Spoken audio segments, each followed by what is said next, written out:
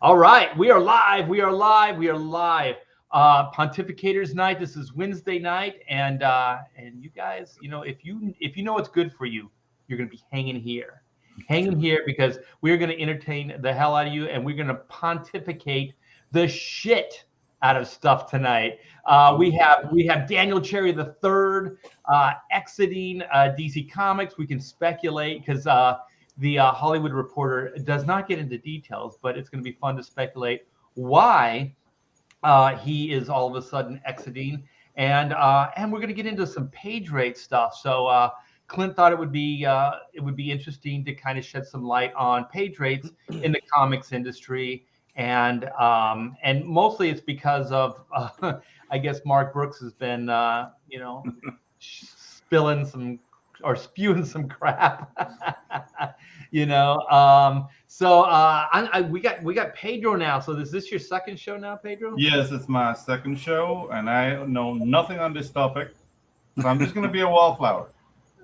Well, you can relate it to when you were working in animation. As far as were you getting paid like an hourly? Were you getting paid weekly? Were you getting? We got paid by the foot, so. Yeah, by the foot of animation. So a foot of animation would be like 8 drawings.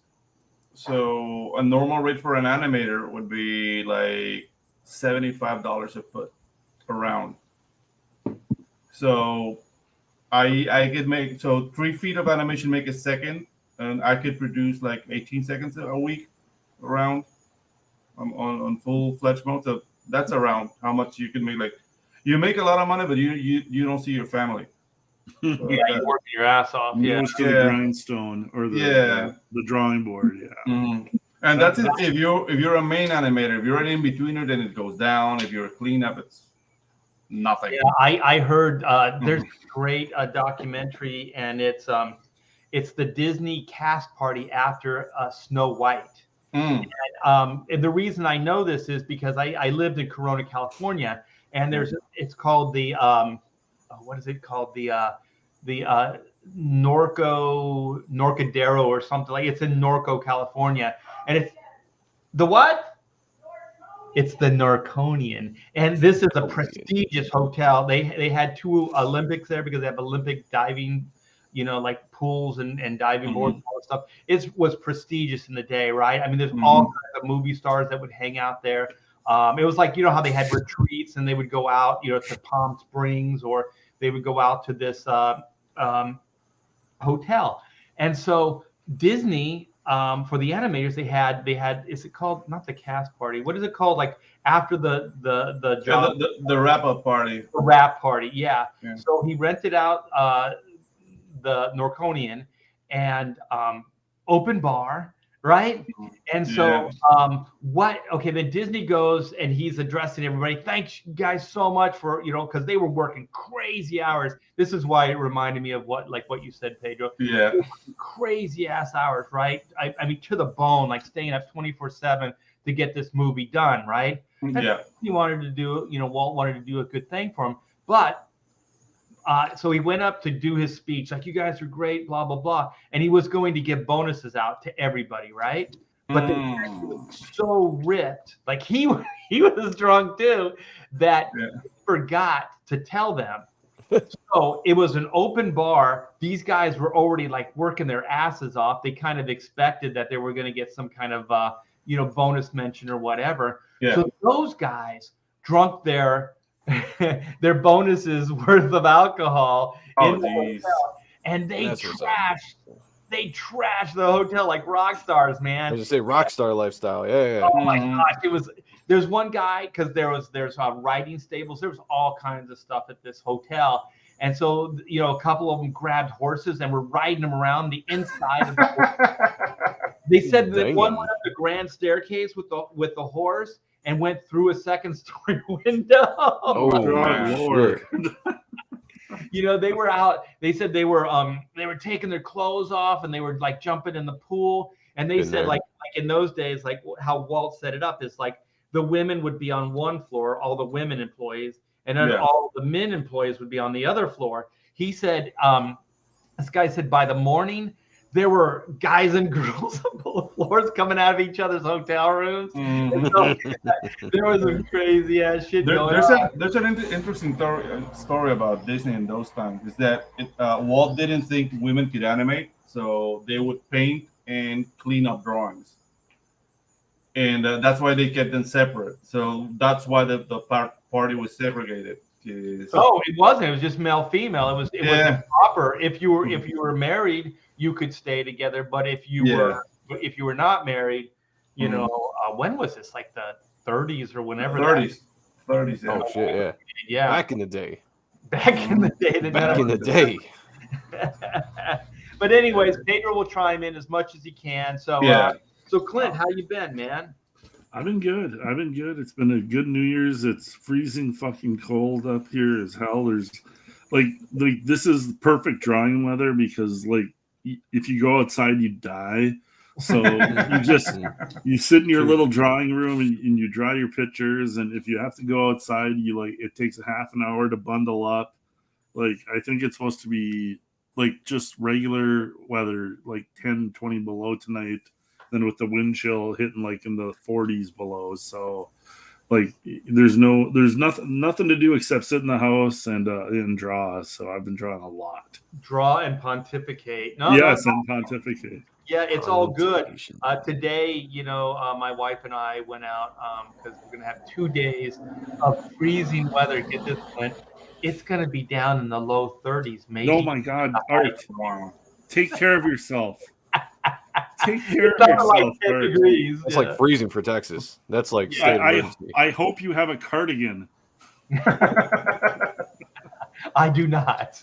But you know what? I'm hoping to get a lot of drawing done in those 2 days. So that should be good. So stay warm. I've had to snow blow 3 times already, and I have a long driveway. So yeah, it's. I told myself if I ever had to live where it snows a lot, don't get those heated driveways and kind of stuff, man. I could not do that. That is what it's hot. I would have had to have been inking X-Men with you in the 90s to have afforded one of those. Well, we'll just move to Florida where it's still reasonable. Next year. I'm planning to be drawing in my drawing desk in Florida in January. In your tropical weather. So how about you, Joe? We missed you last week, or the week before, I should say.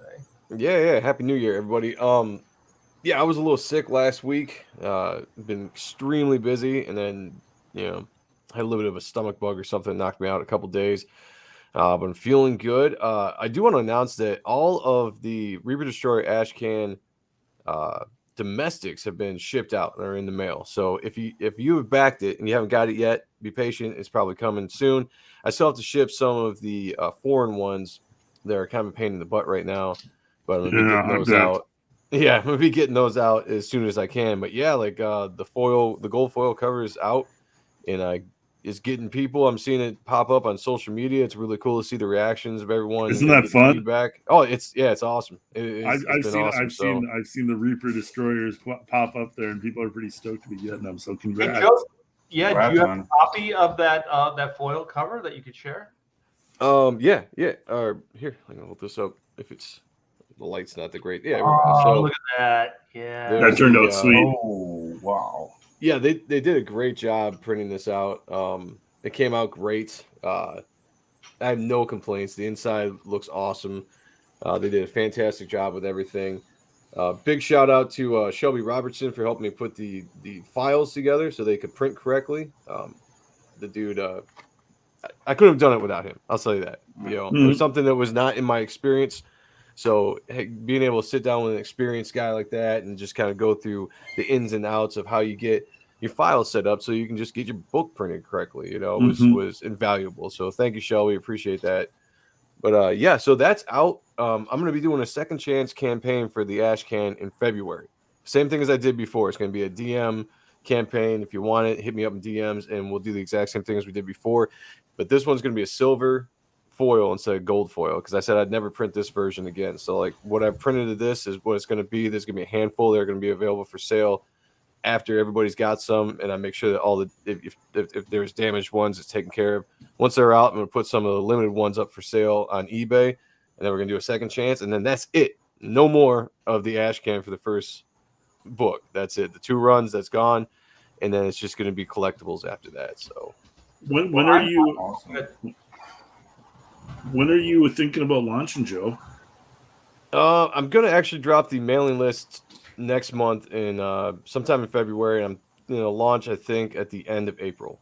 That's Okay. what I'm aiming to do. I haven't got a specific date yet, but if I had to guess, maybe the 29th or something like 29th, maybe on April, something like that. No, that's a good window. I'm digging all those head sketches that you're posting up. They look sweet, man. Thank you. And Thank you. what I want to do eventually, it's all comes down to money. Is I remember like in the day in the 90s when they would go to second print, they would do kind of like what your covers are, not as elaborate as that, but they would do like gold or platinum covers, and they would do line art. It would just be black and white line art, but everything would be gold instead of like white as a background, and they wouldn't have any colors. It wouldn't be colored. It would just be line art with a solid like gold or like platinum or silver kind of thing. That's pretty cool. So I always like things like that where you can delineate between a first and second printing. I think that's pretty neat. And then the second printing actually becomes somewhat collectible as well, because it's a rarity. Yeah, and I'm trying to make sure that both of these printings stay a rarity. So it's like whoever backs, and I'll order a little bit more so I can cover if there's any damage, and then I can have some extra ones to sell, and then that's it. And they'll never be printed again. So I'm trying to set it up as a straight collectible, this time around. Like if you're gonna buy it in the future, you might have to get on eBay, and it might be twice as much. So get it early. Yeah. Well, Todd, you are missed, my friend, and you always have a seat here. So anytime you want to jump back in, you're always welcome. All right. So, we have. Oh my gosh, man, DC. Well, all the mainstream, actually, all comics seem like it's just a cluster F these days. But DC actually put this guy Daniel Cherry III in charge of DC as a VP, and I don't even know if it's been a year, but we got the Hollywood Reporter article that I'll share with you guys, and he has just exited. So I want to see what the chat has to say about that. They might have some good insight, and I want to see what you guys think as well. So without further ado, let's share this screen share. Yeah, I'm interested in this because this is something I'm actually just learning about today, because I've been kind of out of it I've been crazy busy. So this is the first I'm hearing of this. And if it's the guy, it's the guy I'm thinking of. Like he's already exiting, huh? Yeah, crazy. Yeah, so this is the Hollywood Reporter article. This is DC Senior Vice President and General Manager Daniel Cherry III exits. The exit was in position of less than 2 years. Oh, he was only there for 2 years. So he started on in September 2020. So not there for very long. I guess long enough to either know that he wanted to get out or long enough to screw everything up and get fired. Yeah. I don't know. I almost wonder, like some of these guys are like career upper management dudes, and it's just like what does he do at DC Publishing for like 2 years? Like there's no big great change or something. Like this is a job where you show up and you collect a check almost. It's like in 2 years' time, like he didn't implement anything. The comic storylines are usually 6 months in advance almost. And it's like you barely had time to do anything and you're gone. Yeah, but go ahead. No, taking into account that he really is like a marketing guy coming from pro gaming. Oh, like, okay. This guy knows nothing about comics. I'm not bashing the guy. It's just it's a totally different. Yeah, it just doesn't. He gets in here, and I don't know if he was expecting to do something. Maybe he saw how the business worked. Like I don't know. Like to me, he was a complete neophyte. Yeah. Didn't this guy greenlight like a bunch of kind of more woke direction when he first came in? Yeah, that was his whole thing. That was his whole thing to kind of like bring some of that kind of woke agenda stuff into DC Comics, which mission accomplished. I mean, within the last 6 months. I mean, we've seen more come out of DC Comics than we have, the entire run of DC Comics prior. So this is the reasons for Daniel Cherry III abrupt exit, which was characterized as a quitting, are unclear. Cherry was in position for less than 2 years, having come aboard in September 2020. The role he inhabited was a newly created position created for him at the time, crafted in response to harsh executive layoffs that occurred in 2020 and followed the departure of co-publisher Dan DiDio. The one thing that doesn't get a lot of press is that Bob Harris, who was editor and chief, he actually quit shortly after Dan DiDio. Like, he didn't even wait out his contract. Like, he actually quit. So that guy jumped off the sinking ship. Like, DiDio was like let go, but Bob actually jumped ship. So that's interesting. He's a big name, industry wise. Like, he probably saw what was coming down the line. It was like, I need to get out of here before it goes down. I think so too. Like, I mean, this guy, he was no dummy. I worked with him over in the X office. I mean, he was the guy behind, the 90s boom of the X-Men. He later took over, Marvel as editor-in-chief, and I think they were still flourishing at that time. So this guy was, he'd been around. He knows his shit. And for him to jump ship, people don't talk about it much, but Bob just kind of just quit. There can't be anybody over at DC that feels real safe about their job right now. No, because they're getting bought. Like Warner, how is it working? Discovery is buying pieces of Warner Brothers. Of Warner Brothers, as far as I can tell. Yeah, and I don't know where the comics fall into that compared to like. I think Discovery is TV shows, but getting DC, isn't it? Like, I think so. It's part of the deal. Yeah. Yeah. And but so, which is odd to me. Yeah, but it's like just to finish the thought on like Bob Harris, I think he left the bonus. Like, I think, if he wrote out his contract, he would have got a bunch of money. So that's a story that I would really love to hear at some point if somebody has any insight on it, because I know that guy knows what's going on here. Yeah, there's some inside baseball. And people don't leave money behind for no reason. So you'd love to hear the real inside scoop of why he would do that. Exactly. So this guy is global. Cherry reported to Warner Brothers Global Brands and Experience President Pam Lifford, and headed up business affairs, editorial, talent services, marketing, sales, brand, and direct to consumer for DC. He also oversaw business development for the company with executive Andy Pies. This is so weird. Like, I've been doing comic books for almost 40 years. This is such corporate bullshit. Like, you don't need all this to make comic books. You know what I mean? No. Like, this is so. It's a fake. There's fake jobs. Yeah, this is way overkill. Well, it's not about making comics anymore. The comics are just the afterthought. It's the ugly stepchild that comes along with the IPs. We need to keep the IPs alive. So I guess we're doing pamphlets. They're called comic books. Yeah, that. Yeah, exactly. Yeah, and they even said that the role or his job was created for him. So I don't know what the hell was going on. I remember people don't really talk about it too much anymore, but like the lifestyle brands, like it does seem like they're trying to turn all this shit into some kind of lifestyle brand. Like, DC Comics is the same as like the film, as the TV, as in merchandising and life. Right. Like, it's all the same thing versus just one. Like, it's a publishing, and that's unto itself, and this is licensing, and that's unto itself. It's like one big umbrella, and it sounds to me like Daniel Cherry was supposed to be that guy that was supposed to unite all this shit. But let me keep reading. Cherry came in as DC was in rebuilding mode, and one of his goals was to future-proof the company. What the hell is that? With one of his aims being to increase its global reach.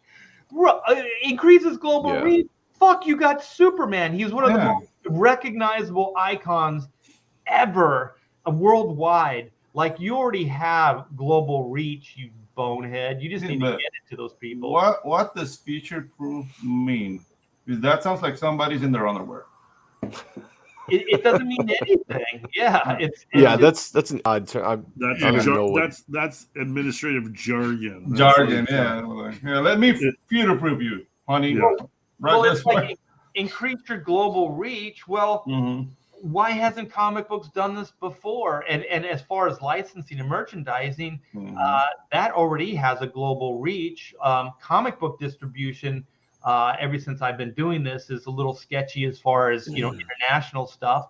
But that would be easily fixed. I mean, you don't need Daniel Cherry to come in and save the world by doing that. You know what I mean? So I don't know what they're even talking about global reach. I wonder if that's like code for more like like a more of a like diverse reach. When you're talking about globe, Oh, it's that, yeah. Yeah, to reach more of the diverse part of the global reach, because You might you got Superman, Oh, Batman are some of man. the most recognizable global names anywhere. I mean, you could probably go to a third world country and probably see a Batman shirt or a Oh, Superman yeah. shirt at some But, point. Dude, there are nerds everywhere. yeah. And wherever there are nerds, there's people who like Superman and the X-Men. And dude, you get here in Panama, you get comics like translated into Spanish. Some they're very old, but people gravitate to them. Like that global reach thing. I don't know what else. Maybe make better comics. Yeah, Yeah. exactly. But the thing is, they can't even sell the comic books here in the States. So Yeah. what the hell are they even talking about? And then this next line cracks me up. Global reach. It's unclear how successful his initiatives were, but Sorry. but sources say did have a banner 2021 thanks to editorial initiatives. These are editorial initiatives, not like good storytelling or great comic work. Editorial initiatives. So that's they're thanking the editorial initiatives and interest in its publishing lines, thanks to Suicide Squad, the movie, Sweet Tooth series, and Sandman Audible adaptation, among others. So they're saying the reason why comic books are doing better is because of these movies. I'll tell you right now, movies have never moved comic books. They never have. Exactly. They just don't. So this is already, I'm yelling foul. This is bullshit. And well, the Suicide Squad tanked. Like the second one, did terrible at the box office. Exactly. Well, more people probably watching it HBO Max. Which is where I watched it at. Because I was like, I didn't really feel like going to the theater to see that movie anyway, so I just watched it HBO Max for free. Well, you have the subscription, but basically watch it for free. It's not going to make that big in numbers. No. And Clint, like or Art, like you were saying, these movies, even the biggest movies, the biggest multi-billion-dollar movies that they put out, if there's a fan of the Marvel Cinematic Universe or whatever, most likely, if they didn't collect comic books before, they're not going to go to the comic book store to start collecting now. Because no matter what, to them, you're not going to find something as exciting as a movie in a comic book if you don't have a love for comic books. So they're not going to take their money and start spending on books. So yeah, you're right. It doesn't translate to comic books at all. The only time it did was Jerry Ordway's Batman, the first movie adaptation, the graphic novel, and it's because they sold the books in the movie theater. So this was okay. Oh shit. Yeah, so it was marketing, like it was actually marketing doing their job, and they had a display, and you could buy the comic book. And so that book actually is at that time, I think it sold 1 million copies. And it's because of good marketing. You know what I mean? Like people come out, they like the movie, they want a little bit, like a souvenir from the movie, and here's a comic book that's based on it. Yeah, no, that's smart. Yeah, that's a great idea. So, but this list of accomplishments are very weird. Yeah. Well, it's like they're trying really hard to make it find seem... something like he came with a huge Superman pillowcase. Yeah. Well, here's that word again. It is unclear. That's the key word again. Where Jerry will land. Although the comics blogsphere is speculating he'll be working with Kanye West. That's a parallel move. Yeah, the executive came into comics realm from the video game business, where he acted as chief marketing officer for Activision Blizzard Exports or esports, I should say. Prior to that, he was chief marketing and innovative officer for the New Jersey Devils NHL franchise. So it's that Kanye West mention is 100% this guy's agent. Like how can we get something exciting, and we want to put a good spin on this so people are excited about you. Let's make sure Kanye West is mentioned about the speculation about where you might land next. Right. It sounds like the guy should never have been in the position in the first place. Yeah. No. Yeah, but it's like Pedro said at the very beginning. This guy is he's just a corporate suit. That's what he does. He just bounces around, and builds a resume. And when my wife and I were pitching in the 90s for a black and white movie and stuff like that, we met a lot of these people. And there was this woman, she was assistant to a very powerful guy, and she had a great job, right? And so when we were alone, she just said, yeah, this is just BS. I'm just building up my resume, until I can get, a better position. And I'm thinking, oh my gosh, like what you're doing is so freaking cool. Like, why would that not be enough? You're getting paid good money. You're working with really entertaining and interesting people. Why would you not, think this was great? But it was just a resume. That's all it was. It was just one more check mark to get to more power. Yeah, exactly. So she had no vested interest in anything. So by her saying that to Pamela and I, we already knew where she stood. Like, black and white didn't mean anything to her. We didn't mean anything to her. She just told us everything we need. She's just passing through, on her way to get something better. Yep. And that's what it sounds like this Daniel Cherry, at the very least, is, just a guy building a resume. I mean, and nothing against the guy again. God bless him. But people wonder why the comic book industry is where it's at. It's because, like, at the top upper echelons of control of making decisions, these are the people. They don't give a shit about comics or Captain America or Superman or Batman or Spider-Man or any of these characters. It's a bunch of corporate stooges that are looking at, the next stepping stone to the next stepping stone. And it's like they look at these properties as like, oh, superhero movies are popular, so I'll do this for a little bit until it's the next thing that I do. Well, to video games, to sports franchises, whatever's the next bigger, badder thing. Yeah, and like having those type of people in charge of the industry, it's like they give zero shits about comics. So comics are going down the tubes because it's been run by these people. Yeah, and we've said it on Pontificators before that as soon as DC was moved from New York to Burbank, it was done. It was over. These guys had given up on comic books and were actually trying to seduce Hollywood. They were trying to get into with Hollywood. So they were, just by doing that, they were already saying that comics is done. And just like that Daniel Cherry, they were just kind of looking out after their own self-interest, right? Oh, yeah. They're going to parlay this comic book thing into film. And so then, maybe Dan DiDio could get an executive producer credit on, the next Shazam movie, or, Jim Lee could get a credit on, the next JLA movie, or whatever it is, And I do think that's what those guys were doing. I think it's pretty interesting how quickly it unraveled, and how each and every one of those guys got their asses handed to them. I don't think there was no exception. Like, the only one that's still over there is Jim Lee, and I think that it's kind of like somebody that could destroy you. So it's better to keep your potential. Jim has dodged a lot of bullets, because let's go through the ranks. Diane Nelson. She jumped off the ship and went over to Quibi, and that Quibi went down the tubes. Quibi was people lost so much money on Quibi. Yeah, and, she was right at the top of that. So she's got a ton of enemies there. Dan DiDio, got his pink slip just canned, and Jeff Johns is being called a racist in like the top Hollywood magazines on the internet. And it's like all those, like Jim is like just keeping his head down and be like, everybody kind of forget that I was with these other three guys. Well, Jim knows good business.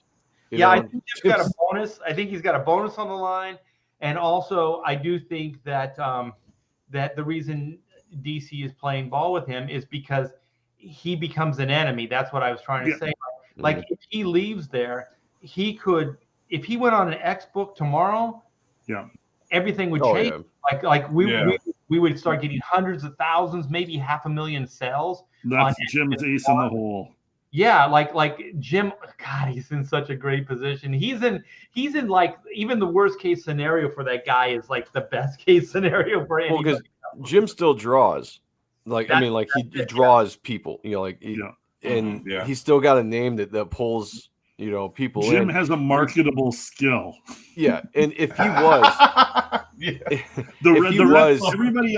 everybody else that's running DC, no, they don't. Jim has a marketable skill that makes money. If he was to leave and go book over there, if he was to leave and go back to Marvel, like Art said, I mean they would crush DC. Have Jim come back to Marvel, that would draw so many people, especially with an X book or whatever. If he just went in and did a big run on something, company tomorrow and knows everything from head to toe, people would be like jumping over themselves to go work for Jim again if he set up. Yeah, he would attract. Yep. Look what Todd's doing. Todd's expanding the Spawn universe because he sees Marvel and DC shrinking. Like it's not an accident that Todd's expanding Spawn now. He probably should have done it 5 years ago. But he's like the writing's in the wall on Marvel and DC. Like Jim could start a Wildstorm 2.0 tomorrow and cut a huge market share out of comics, and retailers would jump at it if Jim was drawing one of those books. Jim could create a whole new X-Men team from scratch. Anything. And almost own them flat out. He could just write his own ticket there, and just like he did with Batman Hush. I mean, I think that the number one book was like 200,000 like sales or something like that. And he had brought it up to like 300. Like, so Batman was on average selling 100,000 copies more every month than the highest book prior to that. And that's the power of Jim Lee. Make no mistake. You know what I mean? So if he was to do something, especially on characters that people care about, like X-Men, or like he did with Batman, it would change everything for him. But I think that's why DC is kind of like, no, we need to keep this guy on. Because the one thing I never quite understood, there's two things with Jim and DC. Is one, I don't understand why DC bought Wildstorm. They just wanted Jim. That's it. Yeah, because I heard I think it was Lynn Wein told me this, or somebody like that told me, they said the reason why DC bought, Wildstorm is for the ABC stuff, is because they, have kind of a beef with Alan Moore. And so they thought somehow by buying this that they were going to get Alan Moore. And the thing is, Alan Moore just said, F you. And also, they had the cliffhanger books, which were selling pretty well. And that was Humberto Ramos. And that was, Jason Campbell and Mazzarella. Yeah. And all those guys stopped doing their books. They were all creator owned. And I think, Humberto Ramos, I think, drew the. Well, I can't remember exactly who drew the most issues. But... It was Crimson. Yeah, it was Ramos. Yeah. Mm-hmm. Yeah, he was. Humberto can get the job done. The rest of those guys, they need more time to. They can't put out monthly books, but and they were all creator owned, so you weren't buying anything with those guys. No, but I don't know how they because they started publishing Danger Girl, but I think that had to have been some kind of separate deal. But I just think the DC actually think that they could buy a publishing company or a studio and then own the people that work there. You can't buy a human being. You can't buy a person. If you're dressed in white and have a straw hat and look like Colonel Sanders, then you can definitely think you can own people. I don't know, man. It's really weird. Like that whole Wildstorm, because Wildstorm uses the image model, right? So it's all creator owned. So getting the brand meant what? Just getting Jim Lee. I think that was the whole strategy. Yeah, I That's think the that only was thing it. that they could, but they also offered Jim Lee a position. You know, what I mean? So it wasn't just like we bought the studio. We're going to Yeah. give you, a publisher or whatever his initial, job offer was. So, $1 million salary, whatever the hell it was. I thought it was funny because I think it was either Wills or Scott mentioned to me at a convention. They're like, "Don't you wish you would have stayed with us through all those years?" And I go, "Why?" He said, "Because we all, made money off that sell, and you were there at the beginning, and you would have got some money too." And I was like, I did okay. I'm okay. It's fine. Yeah. So, do we have anything more to add to this Daniel Cherry mass exodus? That It's just another drop of water in the ocean of Marvel and DC just kind of sinking. Like so it's another rat scrambling off the sinking ship. I'm gonna break out all of my metaphors and Yeah. But yeah, I just thought of this question. I got to ask. Okay, so if Jim stays there, what if anything is going to change? Do you think there's some kind of master plan that Jim has with DC? Do you think he's just going to write it out, the way he has, or do you think he's just going to stay there as long as he can to collect? He's making money. Yeah. He's got no reason to go right now. Yeah, as long as he's making money, I think it's a cushy job. Yeah. It kind of feels like Jim could walk away anytime it turns into a hassle. But right now he's making a ton of money. He's in charge, and it's not too much of a hassle yet. So it's like ride it out. And I mean, Jim can retire anytime he wants to. Like he's not drawing hardly squat anymore. He draws on Twitch to build up his Twitch stream for whatever reason that is. But when's the last time Jim drew a whole comic book? Yeah, he's got the FU money. But let me ask you this too. Like some of these questions are coming to me as we're going to exit out of this topic. But what do you think DC is getting at this point by keeping Jim Lee on? Because they fired Dan DiDio. They both had co-publisher credits. So why did one get fired and one stay? Other than, one is an asset as far as talent and he could become an enemy if he was to leave. Well, but other than that, why do you think they kept him on or keep him on? I've got a theory on that. One, Jim Lee is Jim Lee. Regardless if you want to, however you want to spin it, his name is going to be bigger than Dan DiDio's any day of the week. So if you had to separate those two, get rid of one of them to either make an example or just make a change, Dan's the one that's going. Also, as politically charged as this world is, if you had a chance of, getting rid of the white guy or keeping Jim, the white guy's gone. Yeah, you know what I'm saying? Yeah. And that's just, politically how it might be looking, especially with the way that the companies are ran right now. Jim Lee being in the position he is, well deserved. He worked for everything he's done in the industry, but it also probably looks good for, you can't say like, hey, I've got an old white dude running things, Other than the racial aspects of it, do you think it's also like DC, like the headlines would be DC fires Jim Lee? Like, you think everybody goes, yeah. How could you fire Jim Lee? Yeah, well, you would have to do if that was the case, you'd have to convince him to step down as far as leave on his own terms, because there's no way you would put a headline out there. It's like a sports team, with a very famous, like Bill Belichick. The New England Patriots are never going to fire that dude. If there ever was a falling out, it would be kind of worked out behind the scenes where he was stepping down. Even if he was being fired behind the scenes, it would come out that it was his choice. You're not putting that headline out into the ether. Like DC fired Jim Lee. You know, as amazing an artist as Jim is, I think he's equally that much a businessman. oh yeah, he's a great businessman. For how maybe in a shambles DC is, or and like what unstable ground it's on. Like, I don't think Jim is feeling that pressure on a day-to-day basis. Like, Jim knows he can walk at any time, and he's just sitting there riding it out. And like I don't get the feeling anybody's breathing down his neck or anything. He's like got all the Jim's levers. just kind of running it, but he's probably. It seems like maybe he's delegating a lot of that and just kind of riding it out. Oh yeah. God, Well, like so- Art said, like I what wanna Wiley J. Draws says, you know, if he left, Marvel would snatch him up. They'd throw some good money at him, and he'd come in and make some good money for them.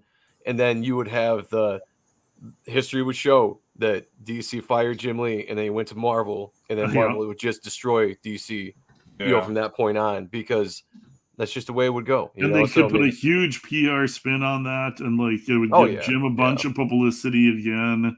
Yeah, it's like yeah, he's got everything to gain and nothing to lose by what he's doing. So whether he stays there and makes money, cushy job, and if he gets tossed or he goes somewhere else, he's got a chance to do a you know back nine or whatever of his career and really rejuvenate himself and rejuvenate the industry and some money coming in. So and he'd regardless come of out what he looking, does, he'd man, come out like, looking great, and DC would look like crap. exactly. So- Yeah, you know, no matter Yeah. what, you're not touching Jim. I mean, Jim's like, you know, in my mind, he's uncancelable. He's Yeah, you know, you can't do anything to that dude. It's Jim Yeah.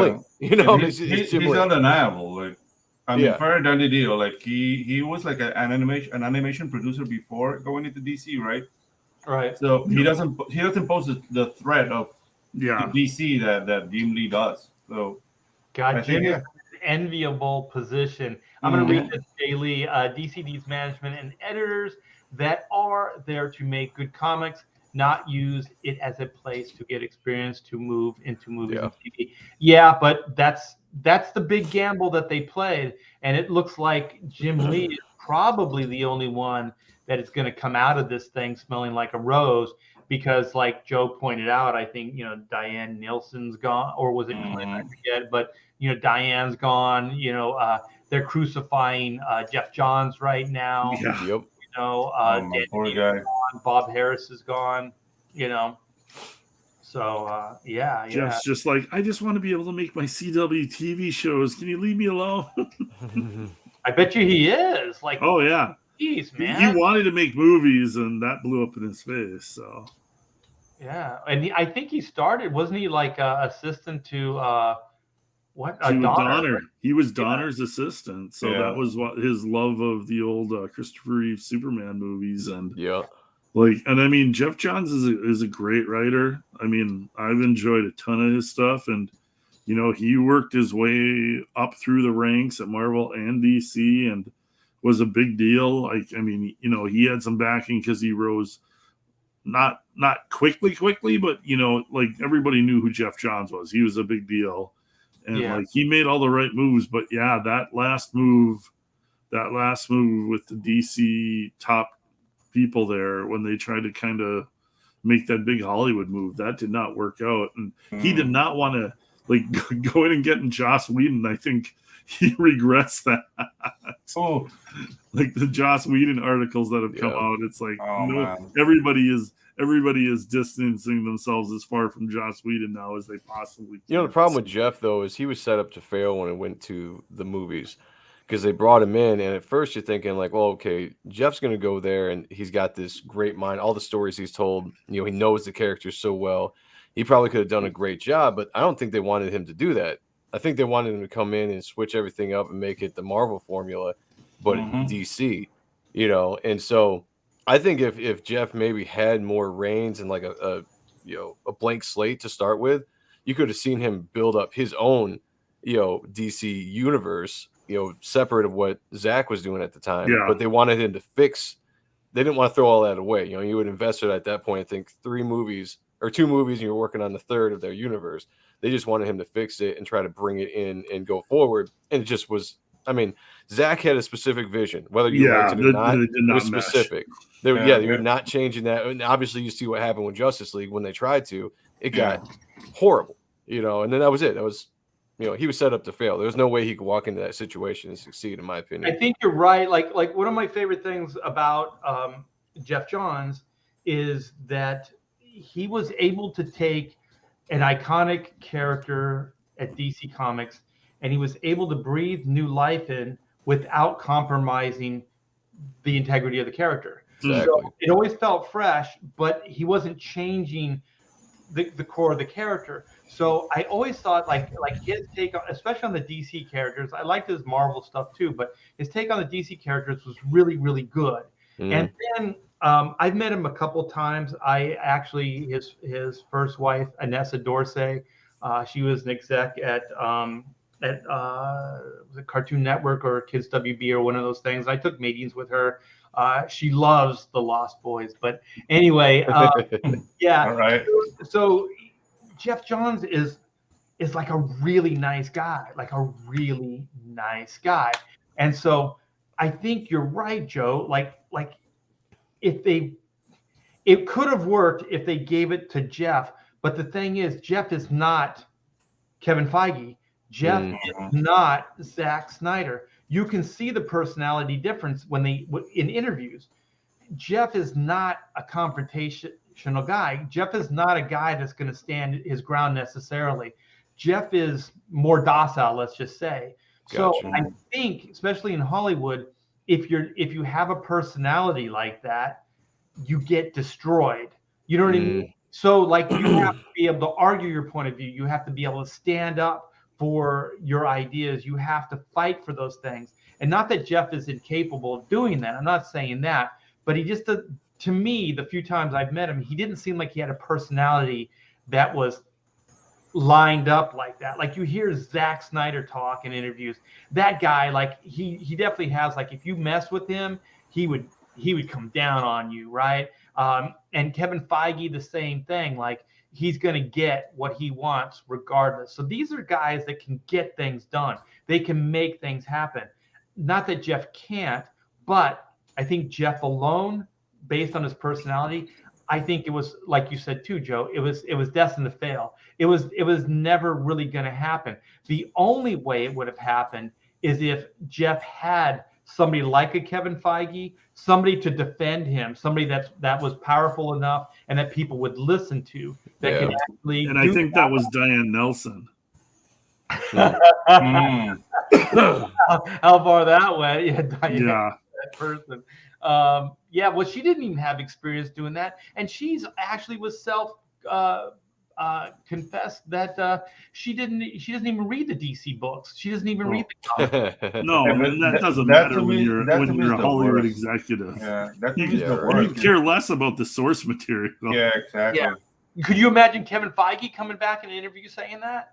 No, and that's what I like about Kevin Feige. As much as he's annoyed me with the direction of some of the stuff they're doing with Phase 4 going a little bit more the kind of the woke direction, at least with Feige, he has respect for the characters. He knows the characters, and deep down inside, I feel like he wants to please the fans of those characters, and you can see that in the way that the Marvel movies have been put together, despite what they've changed here or there. Everyone's going to have complaints. 14 years of Marvel movies that we wanted. I think they had to shift after pressure probably coming from the top saying that, hey, we need to start doing this. We need to go in this direction. And I think they're experimenting with it a little bit. And I think, the success of Spider-Man is going to show them that they don't have to. Well, they don't have to, because they can just continue giving the fans what they want without, catering to, whoever. They're going to make money. They're reshooting a lot of stuff now. Yeah, my take on Marvel. Yeah, exactly. They are. Yep, absolutely. Great point. Years ago, my take on Marvel when they started, the comics started introducing protege type characters. This is the female Iron Man, and this is Miles Morales, and all these type of things.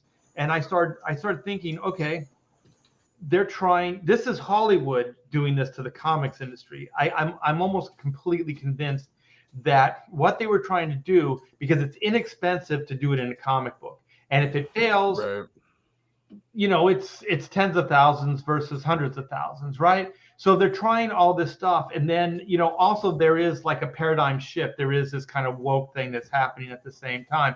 So their egos are so big, and they also realize, these executives that are making the films realize Robert Downey Jr. is aging out. Like all those, it's unlike comic books. These are real people, and they will age out. So at some point, you can't have Chris Evans in another 10 years still playing Captain America. You just can't do that. So at some point, they have to reinvent Captain America. They have to make up new ones. And if you look at it, they're almost all younger characters, and they're almost all, diversified in their own ways and all these things. And as awesome and fun as I love multiverse stories. They're one of my favorite things. But the multiverse stories are not popping up for fan service. The multiverse stories are popping up because it gives them an easy window to bring in new actors for these roles, because they're gonna want another new Iron Man movies in 5 years. Right, and I think this is it's a good business move. Like this is smart. Like on the DC or the Marvel like cinematic universe, as far as running that show, this is something that had to be done. The problem that they're coming against is that they're interjecting a little bit too much wokeism. But if you think about it, a lot of these characters like Miles Morales and who's the female Iron Man? I forgot her name. Riri Williams. These characters have been around for like 8-10 years now, like 7-8 years. So as far as like legitimacy within the comics, the reason they're still publishing these things and not making money is because it doesn't matter. Because as far as bragging rights, they can say Riri's been around for 10 years now. She's part of the zeitgeist. You know what I mean? Like she has sold 12 comic books in those 8 years. Right, but that's the type of reality that they're gonna exclude, right? But every once in a while, they I don't think any comic fan is complaining once a Miles Morales Spider-Man movie shows up. Like some of these are hits, like Spider-Man and Miles Morales. Yeah. Like comic fans love those two characters. Yeah. So like some of this stuff works, whether you want to call it woke or whatever. Like there are some fun characters in there, and like I'm just the Spider-Verse was a huge hit.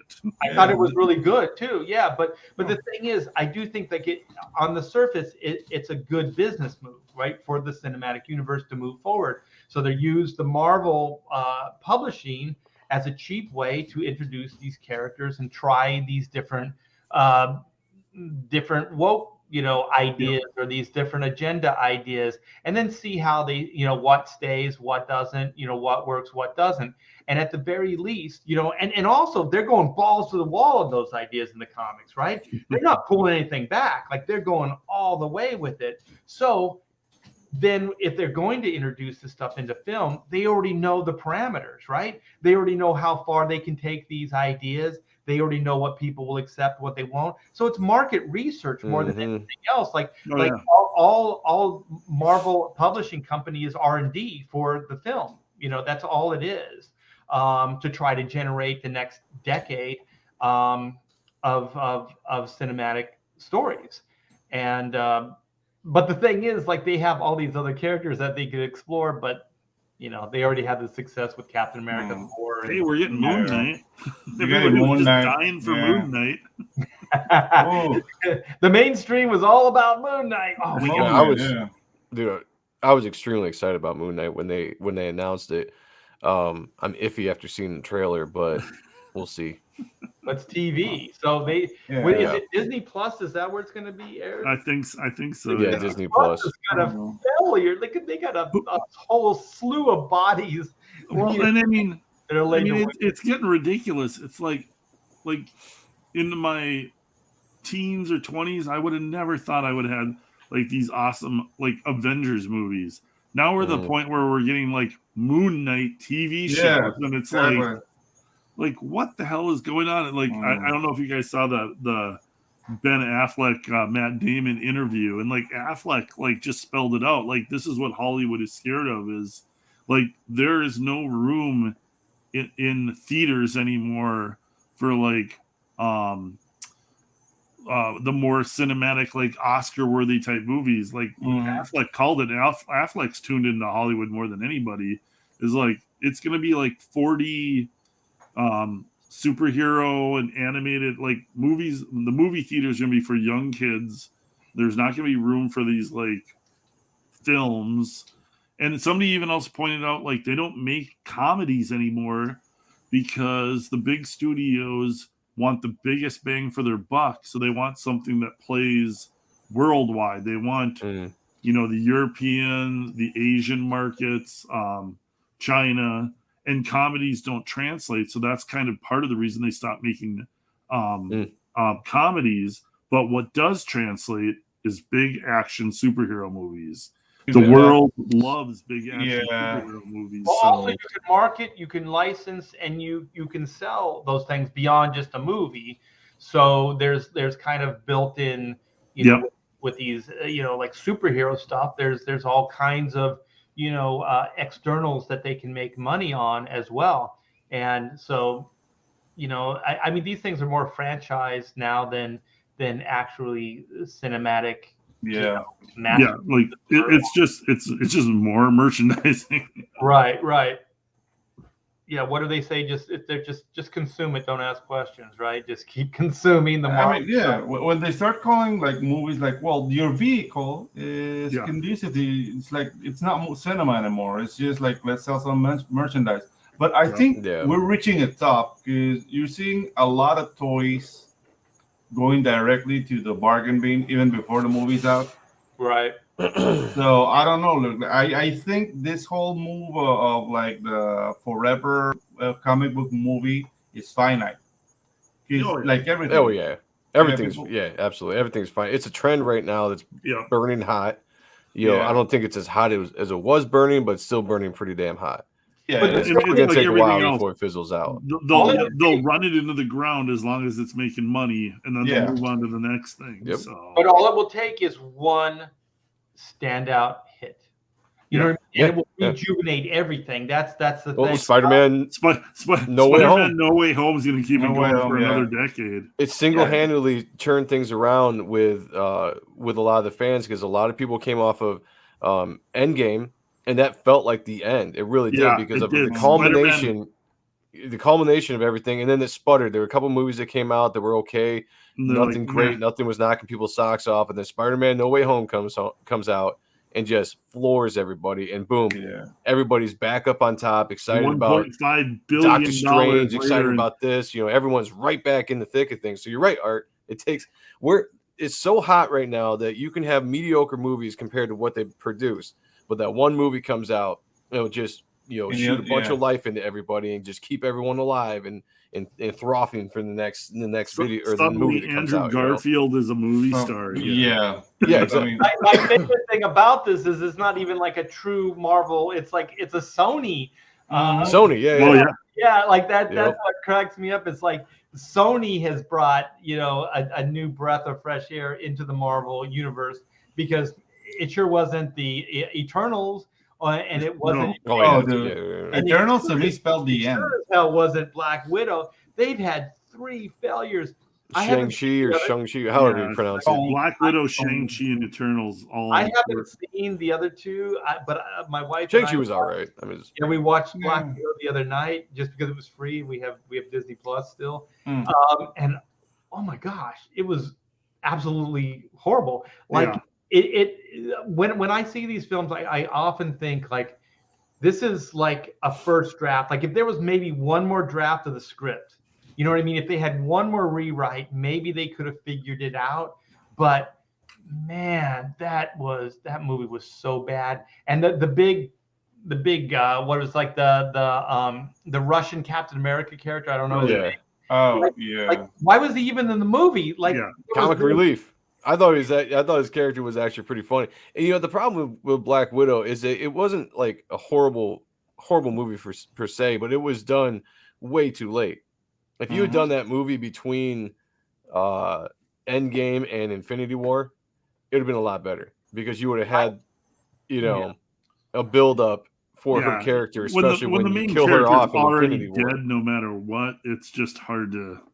Yeah, right. But I think that movie that.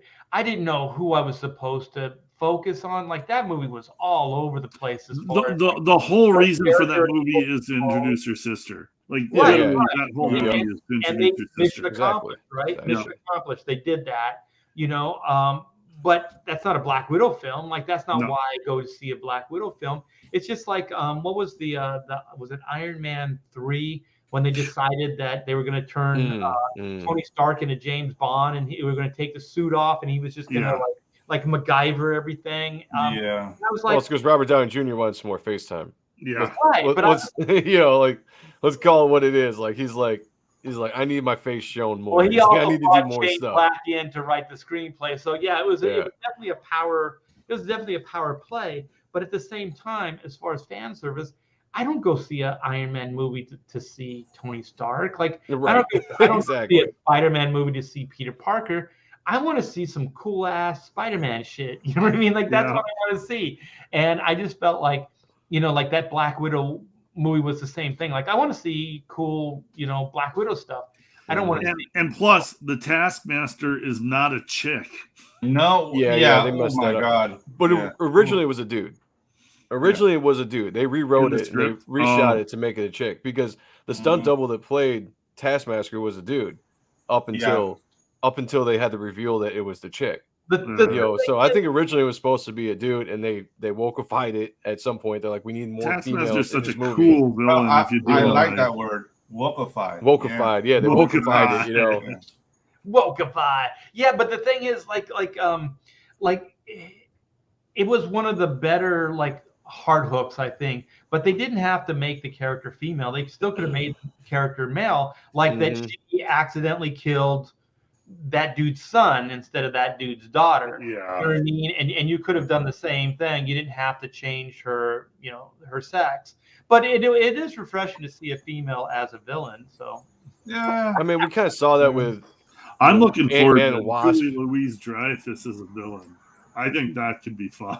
she already I'm scared iffy the about shit out that. of me, man. Yeah, iffy about that. Elaine was a tough ass on Seinfeld. Like she could give it just as good as Jerry and George. So like Elaine Bennis as a Marvel villain, I think that could be some comedy gold down the road here. I definitely don't have any problems with females being villains in movies. I mean, hell, in my book, the main villain is a female. You know, so it definitely can work. I just in my life, the main villain is a woman. The way they tend to do it, though, the way they tend to do it now, I don't think it works. Because if you're putting a female into a movie as the villain, you're doing it specifically because you're trying to get more representation for women in movies. So in that aspect, it's very hard to show them in a poor light. But it's the villain; they have to be in a poor light. So then they have to kind of tweak the villain a little bit to make it, you know, a little bit more relatable to the audience. You know, like Taskmaster, you know, they had to make it like this tragic story, you know, and at the end, you know, they had like this coming together of Natasha and this character, you know, and they tried to make you feel for this Taskmaster character where it could have just been a really cool villain, a cool knockdown drag out fight at the end, like all this kind of stuff, but they couldn't do it because it was a chick, you know, right, so they couldn't make it bad. It becomes girl power. It becomes Yeah. So And I don't know, man. To me, Taskmaster is like a Boba Fett character. Like the fact that you never see his face, right? Yeah, scarier. So I don't know, man. To me, that was uncalled for. Well, I'm gonna read this, and then we could go on to Clint's topic. But yeah, Westerns once ruled. So you know, Marvel will have its day, and you know the consumers, the patrons will get to decide. You know how much longer Marvel has. You know, and then we'll see. As far as I'm concerned, a lot of the Marvel plans that they've talked about, I have pretty much zero interest in it moving forward. So I mean, I'm holding out for X-Men and Fantastic Four, but I'll tell you, they've already kind of shit on a lot of those ideas with their other IPs. You know, brought similar ideas into play. So you know, I don't know how they're going to introduce those characters into the Marvel. Well, that's why they're leaning so much on the multiverse. They're really going to try to ramp things up to try to bring in some of these characters. I mean, you even heard the rumors with Into the Mouth of Madness, Doctor Strange 2, talking about bringing in Reed Richards and the Illuminati. You know, but he's going to be a variant. So it's just a way to introduce the Fantastic Four. And he might not even be the actor playing Reed Richards in the future, but it's just a way to introduce the character into the MCU as a multiverse character. Yeah, see, what they don't understand about these ideas is that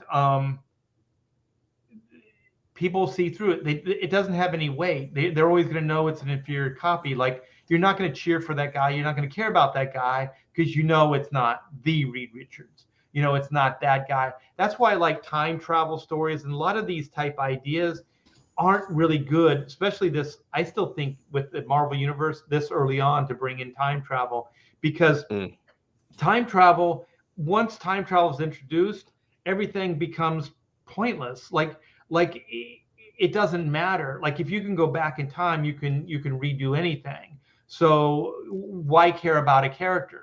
You know, even if a character dies, they can just go back. You know, they can revisit it in the past, or they can save his life, or whatever it is. So then life and death kind of situations, they don't really exist anymore. So you don't really care about the characters because the consequences aren't there, or the meaning isn't there. So if there are many Reed Richards in the universe, which one do you root for? Which Reed Richards do you care for? You know what I mean? Like, it just becomes stupid. It's like you have like 3 home teams, right? So which one do you choose if you had to choose one? I picked the John Krasinski Reed Richards. Yeah, that's what I'm saying. They would cast somebody very popular as far as like fan fiction, and then people would care about that. So if John Krasinski shows up as Reed Richards in Doctor Strange 2, people would care about it because it's him. You know, like that's how they would do it. He'll get one of those Spider-Man roars. Exactly. Yeah, it'd be the exact same thing. People would love it because he's been fan cast now for years. Yeah. And so it'd be a fan service thing. John Krasinski still play the future one, or I would hope so. I mean, but I was just stating some of the rumors I was hearing about what they might be doing, you know, because supposedly I'd heard that John Krasinski didn't want necessarily to have to commit to the scheduling that Marvel demands of the actors. If you're going to be in a Fantastic Four movie, you're signing probably at least a 10 years, 4, 5, 6, 7 movie contract. So like a 10-year commitment, you know, 10-year commitment. Yeah, definitely. But yeah, so yeah, I mean, you know, Marvel, hopefully they're able to write it out, you know, for another 10 years or so. The DC universe, you know, I don't think there's ever going to be a DC universe. I was just going to say, they ever actually going to get one going here? They're way DC's behind. Going one movie at a time right now. One movie at a time. And let's cross our fingers and hope it doesn't tank. Yeah. So let's get into this page rate, these shenanigans. So Clint, what were you thinking? Like what actually inspired you to come up with this idea? Yeah, what kind of got me started is Mark Brooks is very famous, a very successful Marvel Comics artist. I think Comicsgate has heard of a lot of on Twitter lately. And you know, he's been taking some shots across the bow at Comicsgate, and you know, good for you if that floats your boat, whatever. But taking shots at Malin, taking shots at Shane Davis, taking shots at Ethan, and it got me like thinking. Like, I mean, there's been a lot of posts from Mark and a lot of posts from other SJW comic creators out there. Like, they cannot wrap their heads around, and I mean, they just flat out called it like they're like money laundering or cycling money through these campaigns, which, like, the first thing that makes me think of when they make that statement is, in order to money launder or to cycle money through that campaign, you have to have that amount of money to cycle through, first of all. Mm-hmm. So it means they have that money.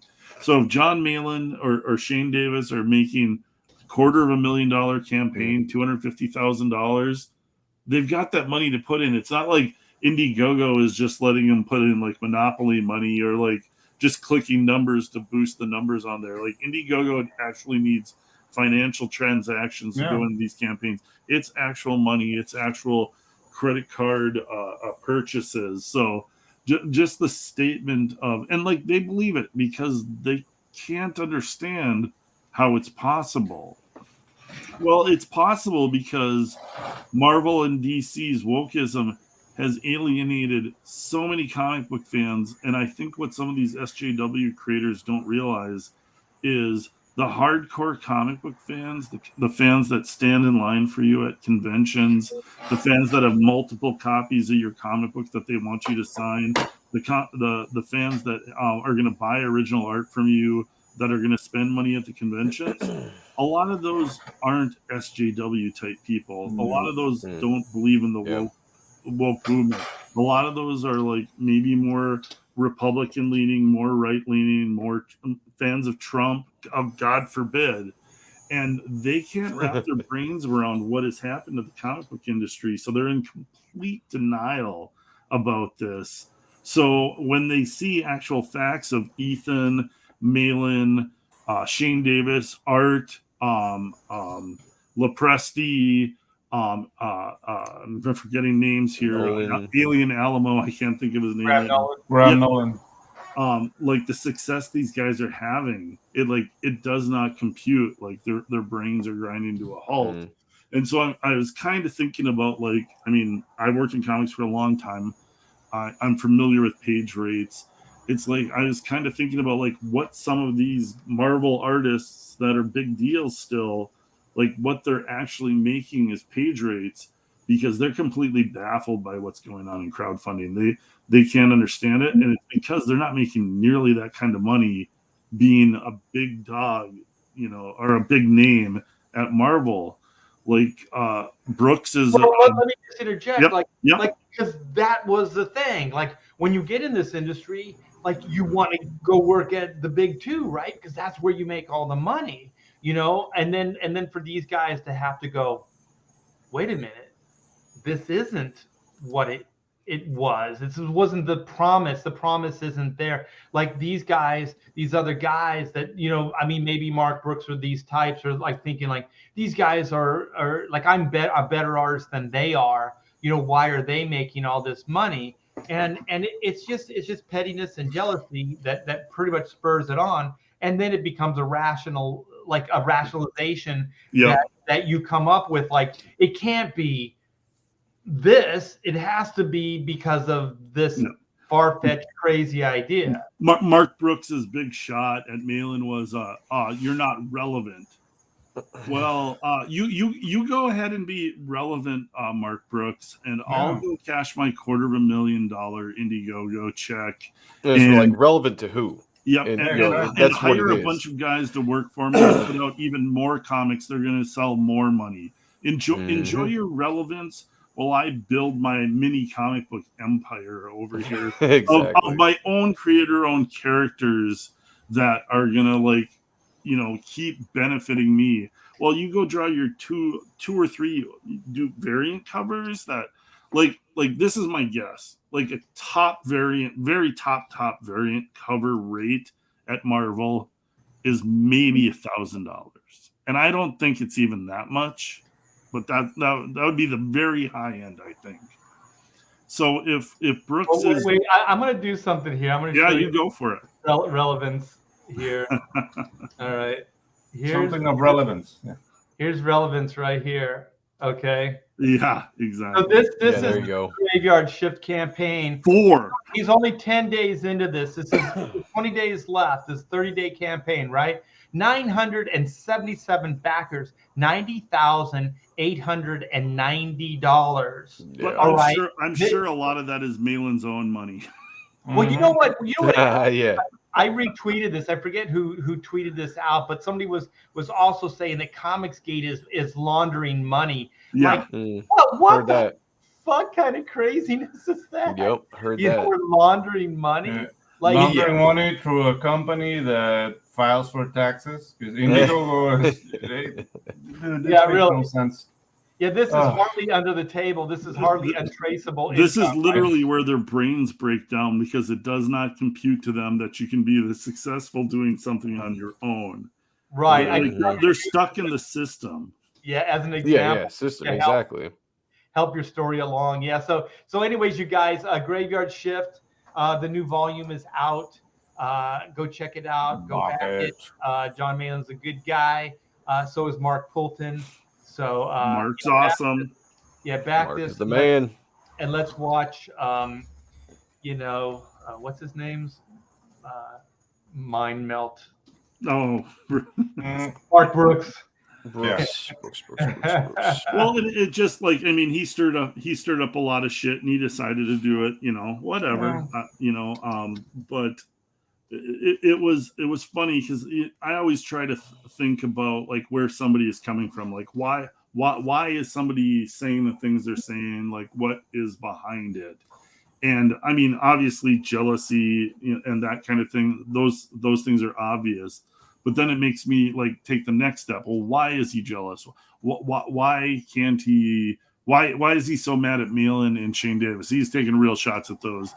Like whether he wants to admit it, those guys are his contemporaries. They kind of all broke in at the same time. Is that he's thinking like, why is that not me? Like, exactly. Why am I not making this much money? I'm working for Marvel. I'm a better artist than they are. They're not even relevant. I'm relevant. I'm working at Marvel. Like I'm doing the variant covers on the new X-Men. Like new X-Men, that's the top book out there. I'm one of the top paid artists. Yeah, I'm relevant as he cooks his ramen.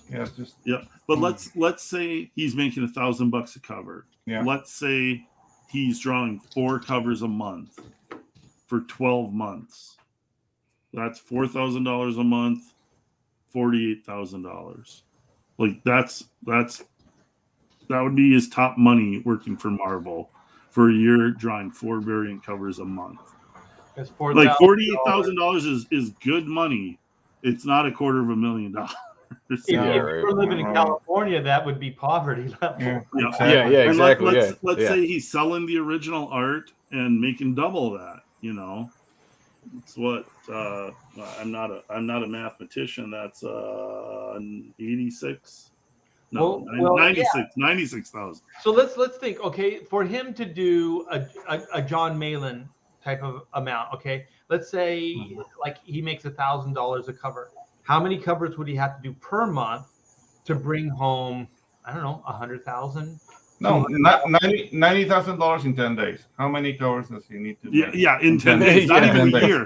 Yeah, this is not.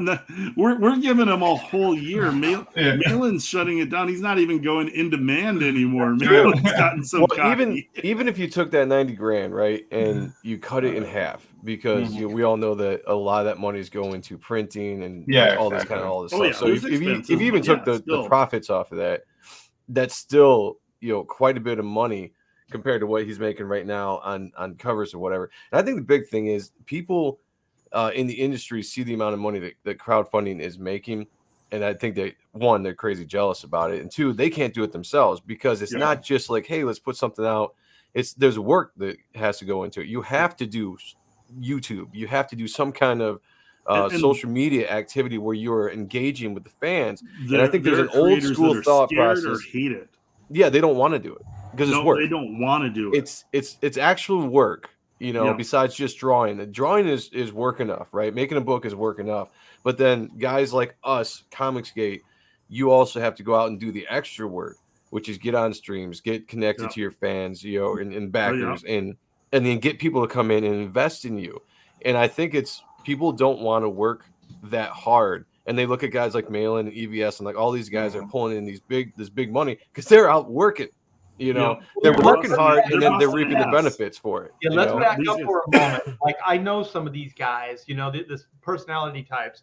So there's also this arrogance that they say, I shouldn't have to. Exactly. You know what I mean? Like it should just sell itself, or Marvel should sell it, or whoever. Like it's self-evident somehow. Like they're above that. They shouldn't have to. They're above it. Just sell itself, and that is part of like the arrogance of this industry.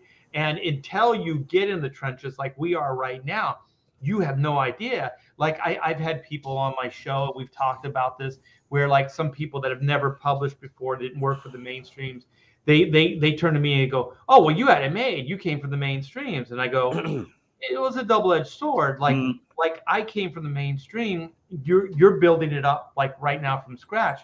But it doesn't mean like I took everybody that ever bought Adventures of Superman is all of a sudden, watching every YouTube show I do, or Right. backing, every project I put out.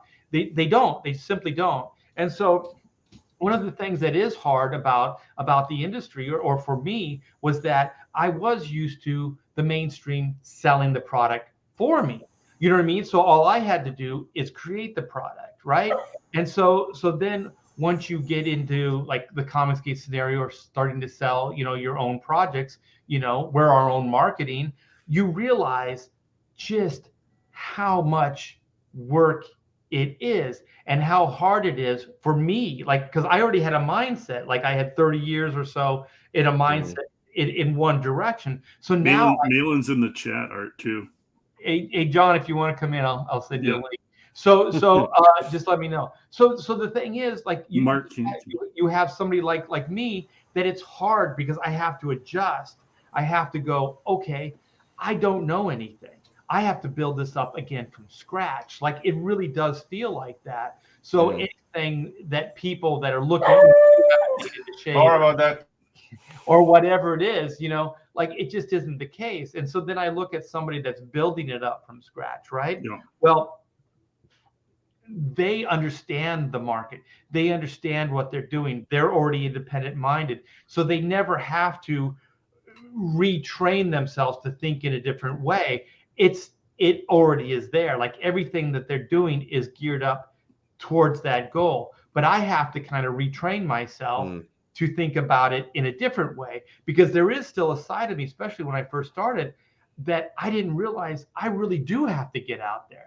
Like, you know it, like, intellectually, like, or like on some level you go, well, if I don't say it, then it doesn't sell. But then there's still that side of me coming from the mainstream that is like, well, it'll sell. It's easy to get set in your ways when you've been doing it one way for a long time. Like, all these mainstream guys, been doing it this one way, and like, I give you credit, Art. Like, it's hard to shift gears when you've gotten older and you've been used to doing something one specific way. But like, that's kind of, social media, Comicsgate, crowdfunding, all this stuff is new. And it's like, you got to shift gears. You got to kind of roll with the times and figure out like what the new thing is. And I mean, it's basically comic book influencers, it's like, that's what these YouTube channels are. Right. It's like, we're talking about comics. We're having fun. Like, we're hanging out with the fans. We want the fans here. We want to be interactive. And it's like, it's a whole different game than what comics have been for the last 30, 40 years. And you got to move with time. Well, you get left behind. Hold on, Joe. I just want to like hammer the point, like what I was trying to make, is that it's similar, but it's different. Like somebody that's just starting, I could go to them and I could envy them because they don't have to retrain. And then they could look at me as like, well, you have all these years and you have this days. You know what I mean? So it's kind of a similar thing. Give and take. It's just a different set of circumstances. So there are these hurdles, like you're saying, Clint. There's all these hurdles, but I don't think anybody necessarily has it better than anybody else, because you can have somebody like, like Von Klaus seemingly coming from nowhere and put up $100,000 campaign. Exactly. You know what I mean? How do you explain that? You know what I mean? And some of the younger dudes are going to have more energy and like be more familiar with the social media aspect of it, YouTube, Twitter, and they've got that youthful energy. And then they look at the older guys who are like, oh, you've been drawing comics for 30 years. This is easy to you. Yeah, but it's not easy for me to like get up at 8 in the night and like be on and talk about comics and be interesting. Like, whereas some 27-year-old comic book creator is gonna like, oh, just let's go. I'm like full of juice. Let's rock it. Yeah, but for people who don't want to work, they'll find any excuse. They might say like, it's witchcraft. Yeah, of course it's witchcraft. Yeah, of course. That's what we're doing. The grass is always greener, right? The grass is always greener. So you can go, oh, well, Art's got it made in the shade because he's got, decades of a fan base. But not everybody that was buying these books was a fan of me. Some of them were just fans of Marvel. Some of them were fans of the title. You know what I mean? There's all kinds of variables that exist. Yeah. So, I mean, I really do feel like this is brand spanking new. Like there's nothing I've done all my career that's really geared me for this moment in time. I've always been able to hide behind a company or a marketing person or something like that, and I can't do that anymore, you know. So I do think it's very, very interesting. And what we're trying to do is we're trying to set up somebody like Mark Brooks's mindset. Like that's kind of where we're going with this. It's like so there's two rules of thought. There's like, you know, like he might think that he's too good. You know what I mean? Like it's just you know, things It's should beneath just him. happen. It's beneath him to like. Yeah, like I work for Marvel. I'm already on the top. I Yeah. should make this. I should get this much respect. But then there's also this one side that some people just cannot create. They are just work for hire types. Yeah. You know what I mean? Like they're really good at drawing Spider-Man, but they can't write a story. They can't create an IP. They That can't. always blows me away when I'll come across, and this has happened. I'll come across a comic creator who's extremely talented, and like, yeah, they can draw an awesome Spider-Man, an awesome Batman. They got no ideas for their own character. Right. Like you ask them about their character, and they'll be like, "Oh, I thought about this one thing," and it's like, "Wow, that's bad. Like that is really bad. That is bad." Right. And, And like, that's what I use. I use Rob Liefeld as an example. Like people can go, oh, his artwork is whatever. Like I'm not even going to make a judgment call. It's like it's whatever. Yeah. But he's an idea man. Yeah. Like that guy comes up with creative ideas. Yeah. $1 million IPs. So you can't just discount the guy. No. Like you can't just go, oh, well, he's a bad artist. Well, who cares? And he's not. Who He's cares? not. He's Right. not. He's not a bad artist. But I'm just saying that some people do that. Yeah, I remember But what we say to them, show me the movie that was made about your idea. Then, Yeah. oh, you can draw. Show me the $1 million really well. you've Oh, good made. for you. Right. Rob's You know. got a bunch of movies made about his characters. And then I remember, like when I was working with Dave Finch, and we were talking about artists, and we were talking about Frank Miller, and we were talking about Frank Miller's art, and I said, I like Frank Miller's art. He goes, you like Frank Miller as an artist? And I said, yeah. He said, I don't think he's very good as an artist. He said it flat out. He said, he's a good designer. He's a good storyteller, but I'd never say he was a good artist as a craftsman. Right. And so it got me thinking about like, well, there's all kinds of different types of people that have different skill sets and things like that. Like there are some people, like, I don't think Mark Bagley, and this is not throwing any shade or anything like that. Yeah. Mark Bagley is a monthly guy. Yeah, Mark. That's Bagley what he is. He will always be able to hit that level every freaking month. Boom, boom, boom, boom. And there's a reason, there's a need for that, right? That's why he's in demand. That's why he's where he's at. But to ask him to do anything other than that, ask him to draw anything beyond that, ask him to create beyond that, like a character or something like that. Probably I've never seen it. Yeah. He couldn't come up with it. He couldn't do it. You know what I mean? So that's kind of the difference with these types of people. There's all kinds of different people that do comic books. Some are just monthly guys that get work done and they make money in volume. There are some guy like Mark Brooks that thinks he's maybe like Adam Hughes and that he's a high-paid cover artist. You can tell he wants to be so bad, and you just like, you're not, buddy. Right, but that's the template, right? Oh yeah, I think in his head he thinks he is. Right. Hey guys, I gotta get going here. And stuff is gonna start at 10, but I wanted to throw out a one point in the conversation when it comes to Mark Brooks, attacking guys like EVS and Malin. Part of it, I think, has to do too with the narrative is that they aren't supposed to be successful. Comicsgate is supposed to be has died 100 times. These guys are no longer relevant. Their names are no longer relevant. So when they look at the success and the money they're making, and the lives they're being able to live, it probably does something with their brains. They can't compute it. It can't be real. It's got to be fake. It's got to be something. So they have to go. I honestly think they're twisted. It's like the Trump derangement syndrome. Except this Comicsgate. I think they're legitimately like any success CG has, it's got to be fake. There's got to be a different reason for it.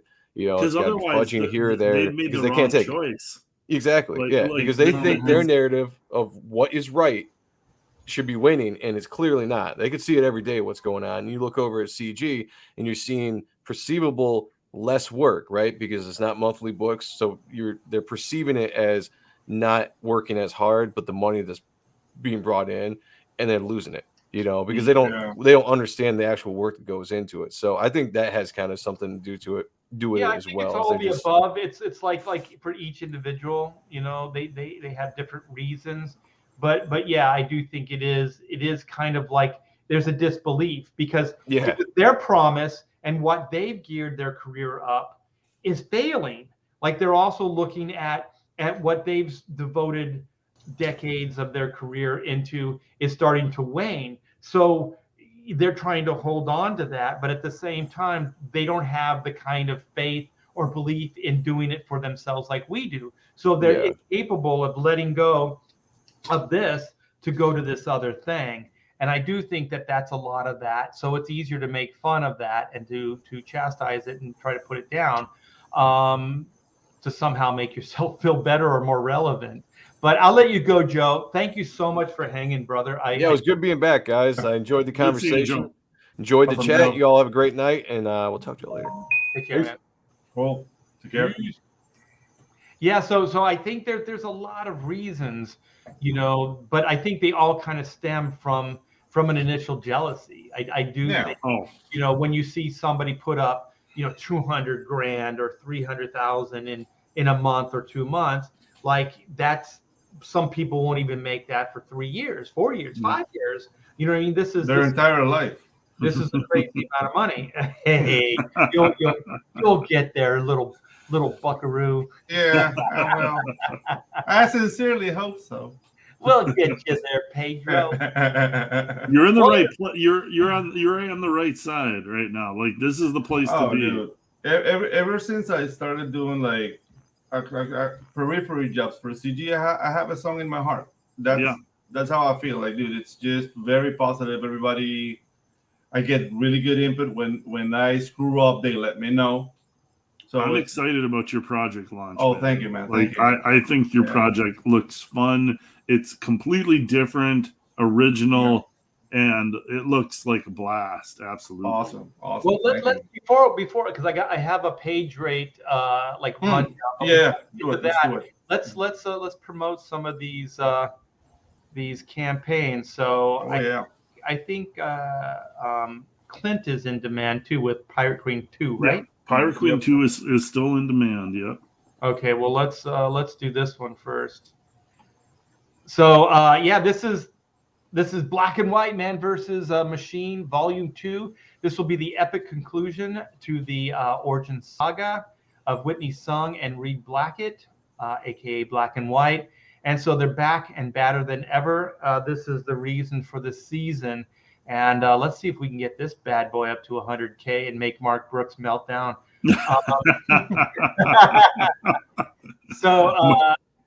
We got some mainstream guys. We got Kenneth Racaport here, doing a variant of Black and White. We have freshly canceled from Marvel, Their Loss, Our Gain, Joe Bennett. We got this variant. And who's this? Pedro Ang with High Octane. Some guy. Yeah, with Von Klaus, Monster MD fame. And Pedro Ang's going to be putting out his own book soon. And Pedro and I are pretty much putting some finishing touches on High Octane. So we're going to be showing off some pages very, very soon of Black and White High Octane, because these pages, you will not believe these when you see them. Pedro is hitting home runs time and time again. And we got a Volume 1, a second printing here with a brand new cover. I dig this cover. Kyle Ritter did the colors on that. And so then we still have a few of these great Capullo variants. We got some story layouts. So if you want original artwork of Black and White, this is the only place you can get it right now. I do believe the original head sketches are sold out. And then you guys click the link in the description and come check out all these stretch goals. There are 90K worth of stretch goals. There's all kinds of cool stuff there. We also have T-shirts. So we have wraparound tees, all different sizes.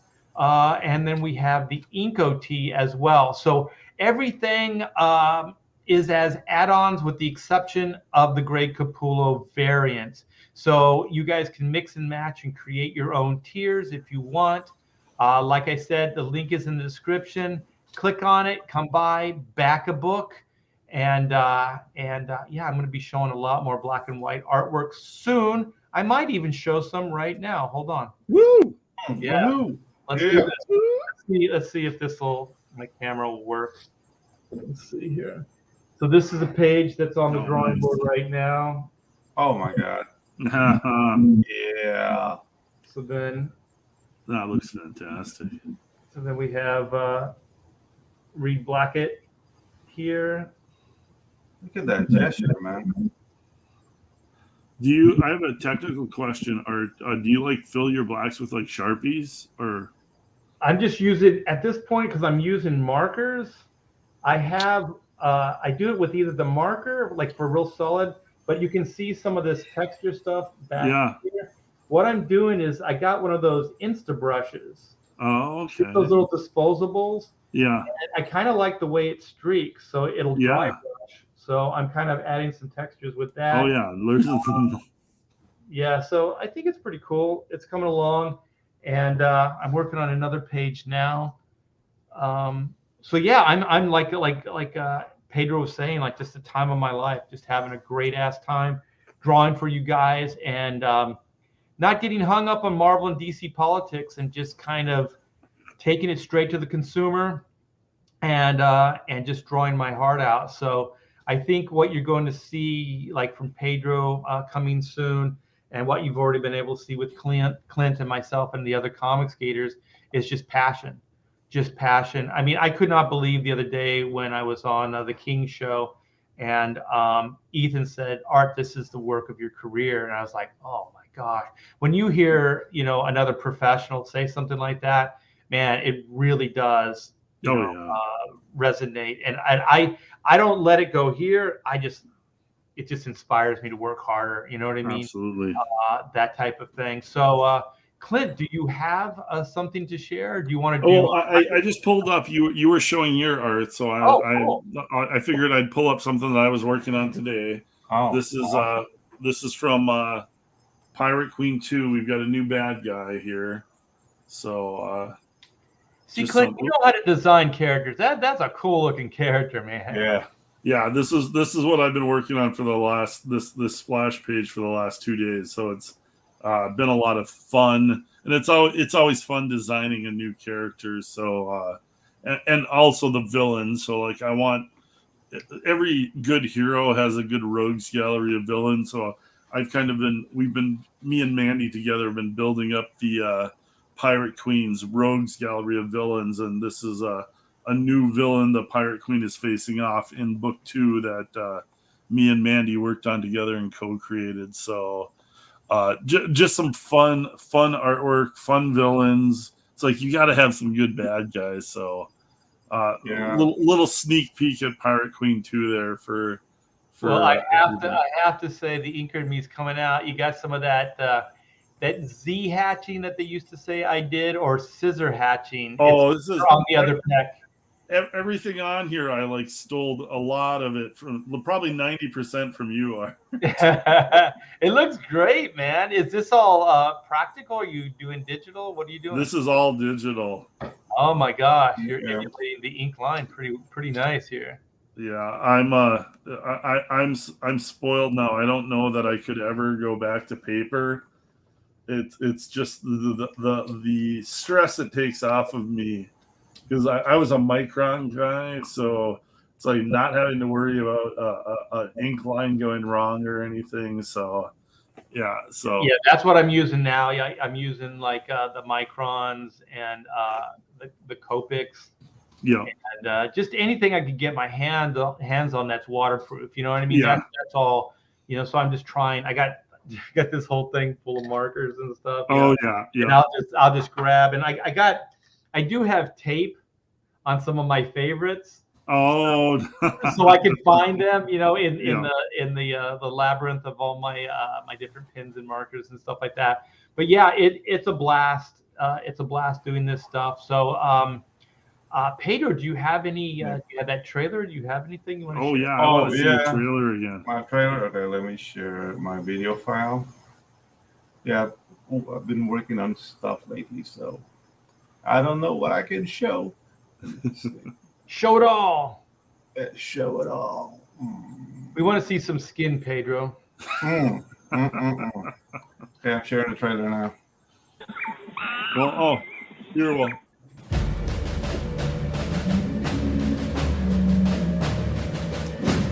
There we go.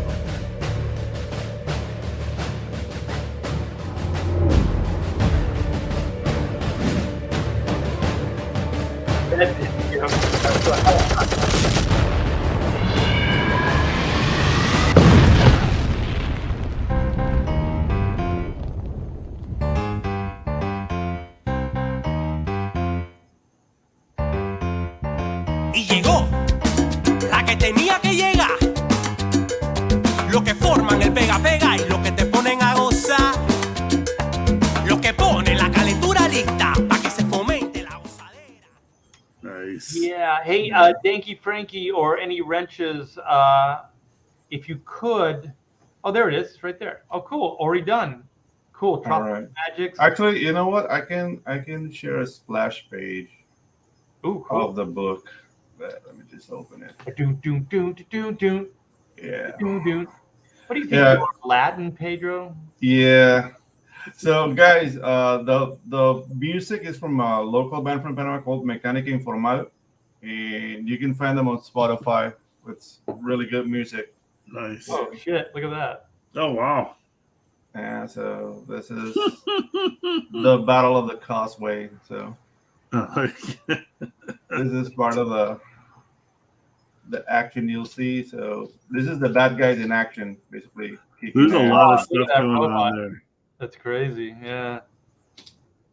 I love dude's face though, Mr. T. Oh yeah. We gotta get the hell out of here, man. That is great. Game over. There's something about there's a whole lot going on, but then just having that face way up front makes it work somehow. Yeah. So yeah, because the tone, like, even though it's like bloody and whatever, the tone is very. The word is not silly, but no, it's fun. There's a lot. It's fun. It's fun. It's fun. Yeah. Like you can see, there's a lot of action, a lot of energy on the page. And the village people guy running away here. Just yeah, guys, I had a lot of fun doing this book, so I sincerely hope you enjoyed it. If you get it, if you give me your patronage. Yeah, so go sign up. Go sign up for Pedro's new book.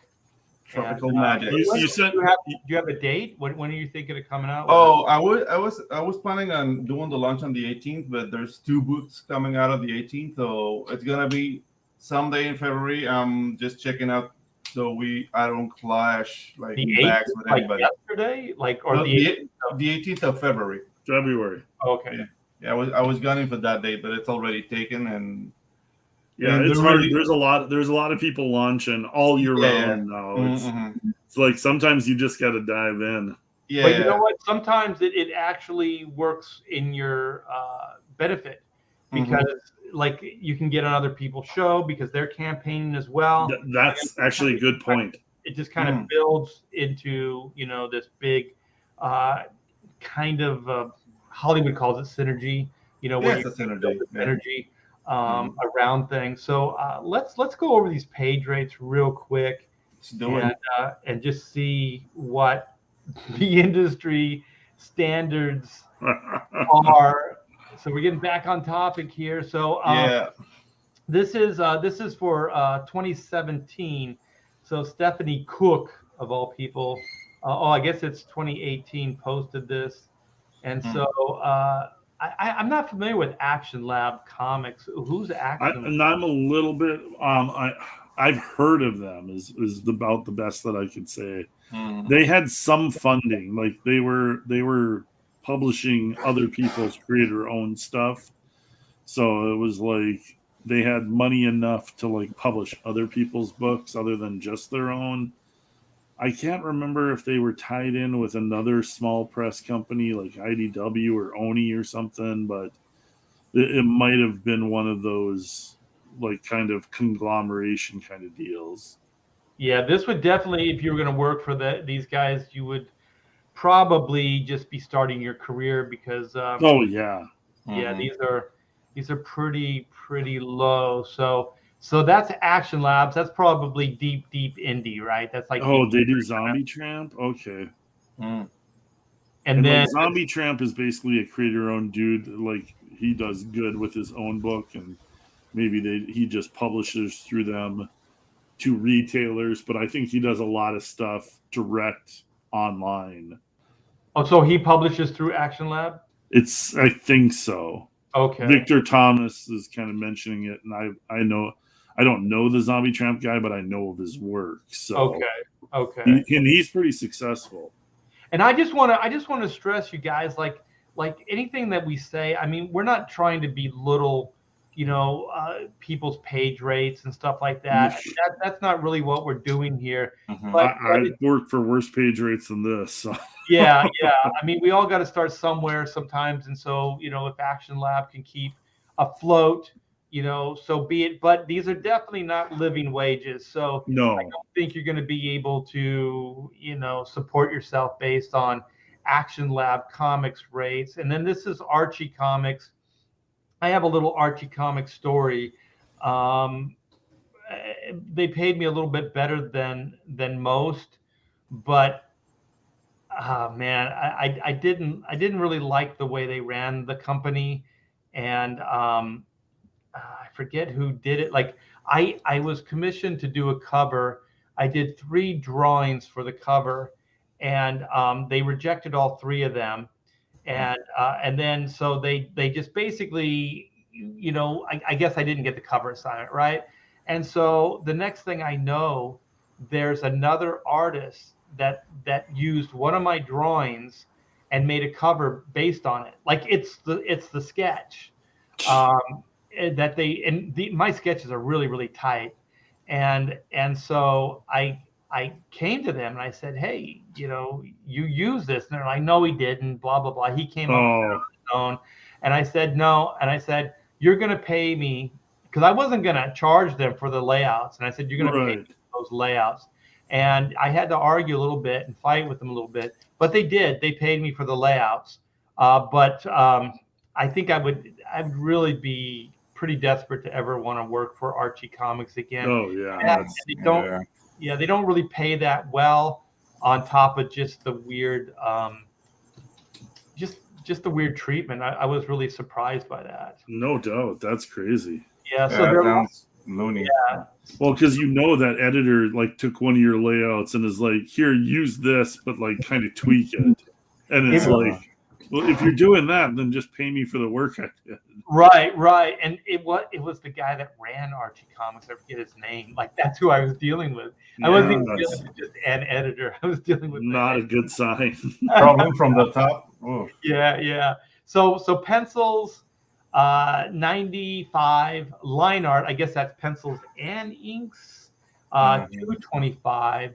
So and then covers 500. I think this is why you see a lot of artists today kind of doing digital work, and they're kind of doing more inked type of stuff because they can get these line art rates. Yeah. So if you can more than double your page rate by giving them full line art, then you know what I mean. It's in your best interest to do that. Absolutely.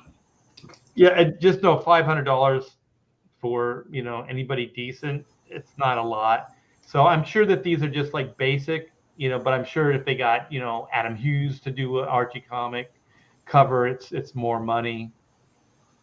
I think Archie got 2 issues out of Adam Hughes, or did he do a 3rd issue? Oh, that's right. He drew. Wow. Yeah, he did Betty and Veronica. I've got 2 issues from him. I don't know if he ended up doing a 3rd one or not. Yeah. Well, Black Mask, I don't even know who this is. They just have colors. Never heard of her. Yeah. So I did a little work for Boom. Okay, so Boom, everybody knows. So scripts are $50. That's the highest. The lowest is 25. Their average is 35. Inks are 20. Oh my goodness. What? You would have to ink like 10 pages a day to make decent money. Oh my gosh. Line art is 100. Wow. How much time in what's the name? The Savage Dragon guy. Eric Larson. Yeah, Eric Larson said like, yeah, you said watch. So how much time is $20 for inking? That's right. Yeah, because most inkers can maybe do 2 pages a day. So yeah, as an average, you would make $40 a day. Jonathan Glapion was talking about the page rates for inkers, and Eric Larson's infinite wisdom. His answer was, well, you just need to ink faster.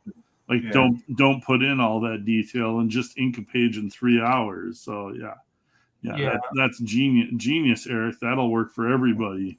Yeah, just compromise your artistic integrity and just bang out product. Yeah, bang out product, turn in some crap, and then you cross your fingers that you're getting a job ever again. Never be called again. Yeah. Yeah, and then Eric, I'm sorry, Eric Larson, for saying this, and then Eric kind of wonders why Savage Dragon doesn't sell as well as it may have before, because Savage Dragon doesn't sell at all. The only reason that Savage, let me throw this scenario at you, Art, because you know all this stuff from the old Image days. Like the only reason Eric Larson can afford to keep doing Savage Dragon is because he's an Image founder and he gets money from the books that Image puts out, right? Right, and he's got probably enough FU money from the heydays. But I doubt Savage Dragon sells a couple thousand copies tops. Yeah, I would love to throw that back at Eric and say, okay, Eric, everything's taken away from you now. You have nothing. You have no nest egg. You have no real estate. You have nothing. Now you have to make it solely based on Savage Dragon. You have to make a complete income based on that one book, and then see, if he's just like, well, I just have to do another book. I'll do 2 books every month, or whatever, his idea. You can do 10 books a month that don't sell anything. You're still not going to make any money. Right.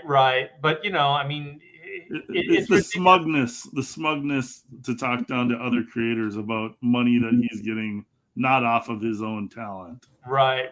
And so this goes right from inks to line art. There's no pencil rate here, which is kind of weird. Yeah, the rates are weird. Yeah, so you go from $20 for inks all the way to $100 for line art, and I assume line art is pencils and inks. Yeah, it's odd the way they're listing them. Yeah, so average is $82, lowest is $75. I like that they don't have a lowest for inking.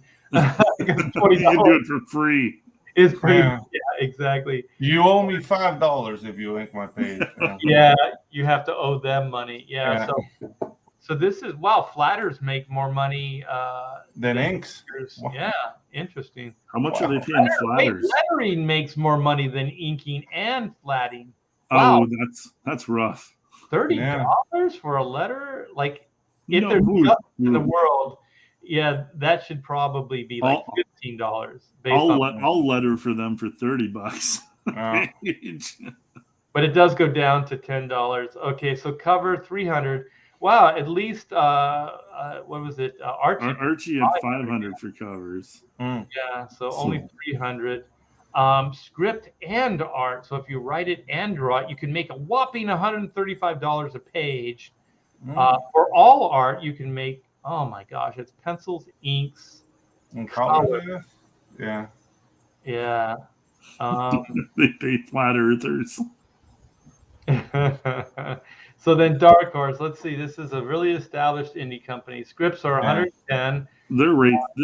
These are normal rates. Like line art. Yeah, we're starting to talk about this. Is respectable. Or enough. Yeah. Colors 125. They don't even have an ink rate. Cover rate is 750. That's cool. Script and art 250. So if you're doing the line art and you're writing the script, so you really only make $50 for the script. You can make $110 for a script, but if you do script and art, Somehow they pay You're you getting hosed. Yeah. less. Okay, that doesn't work. And then all art is 300.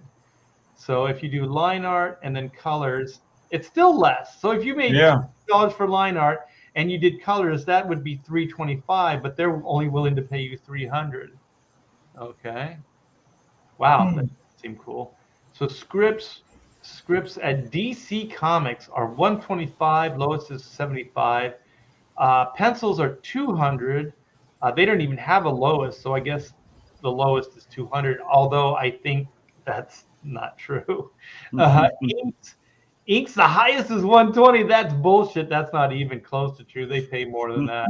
Actually, it's the opposite. They pay a lot more than that. That might be like an average or low. Yeah. And then colors get paid more than inkers do at fucking DC. Come on. And then covers are 800. My cover rate was higher than that. So anyway, Dynamic Comics pays 75. Line art, so that's for scripts. Line art is 120. Colors are 50. Cover rates are pretty good, 700. Yeah. And all art is. How do they do this? Okay, Yeah. colors are 50. I don't know if they're including colors in all art. I think that means if you're penciling and inking it. Maybe. Oh, okay. I always think that's line art. Like that would be penciling, inking. I think when they say line art, that's the pencils. Okay. And then inks are separate, and then all art is both of them together. Maybe. Yeah. That's my best guess. Yeah. So IDW, what 75 for scripts. They have actually ink rates in this, pencil rates. Yeah. So that's good. But line art is 200. Okay. I inked at IDW. I inked on G.I. Joe for a little bit. Okay, So well, wait. Oh, go ahead. I'm sorry. No, that's about what I was getting there. Okay, so you said that you think line art is pencils, but this is pencils, inks, and then there's a line art as well. Yeah. So I don't know what that is then. But anyway, for the full line art, pencils and inks, they pay you less. Yeah. They rip you off by $10. Well, they're comic book publishers. They're trying to trim every corner they can. I know. I'm yelling foul. I don't think these are accurate numbers. Yeah, no, they're close cheapy. estimates, I would say at best.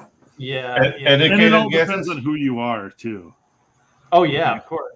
Like if you know an editor or you're a name, you're getting a better deal than this. If you're just somebody that they need to like finish a project, you're getting this or probably like $15 less. Well, I didn't even know Image Comics pays a page rate. They don't. What is this then? Yeah, weird. I have no idea. Every Image book is separately run by the creator. Yeah, Image as a publishing company doesn't really generate their own books. So this, unless this is like Image Studios, like Top Cow or that type of thing. Maybe that's what they're talking about. So maybe does Top Cow even put anything out anymore? I don't know, but like even Todd McFarlane or any of those Todd and Kirkman are the two. Yeah, that actually put out books. So maybe this is their book. So all art is 300, which is less than pencils and inks. Although if you're working for Todd, you're getting better pay. You're getting better rates on everything than that on Spawn stuff. Yeah, I don't know. This page starts to feel like a LARP. It's like somebody took their best guess. Yeah, it's an educated guess on how everybody's paying. It's starting to make less and less sense. But I think like we don't have to go over all of these, but I think we can start figuring out like that they're pretty low. And I think Clint's point was kind of that there isn't that much money in the industry, and that a lot of creators are just kind of eking out a living. You can be working for Marvel and DC, which are the dream jobs, and you can just be squeaking by on some of these page rates. And like they're trying to cut back. I mean, Marvel's actively trying to cut back page rates. That's why some of the art on some of these books is just, It's not what we're used to growing up in the 70s, 80s, 90s, early 2000s. The talent that was working on these books is because there's not the money or any kind of incentive to work on books for that kind of page rate. And that's why I think you see this burst of creator-owned energy, and the success of crowdfunding is because the fans are turning away from that. I mean, fans want, like, comic book fans want the art that they're used to. They want, skilled artists doing amazing work, and you're not finding that at Marvel and DC for the most part. There's blips here and there of guys that have been around that are still hanging on, that are putting in the work. But overall, when you look at a lot of the product coming out there, I mean, it's turning away the fans.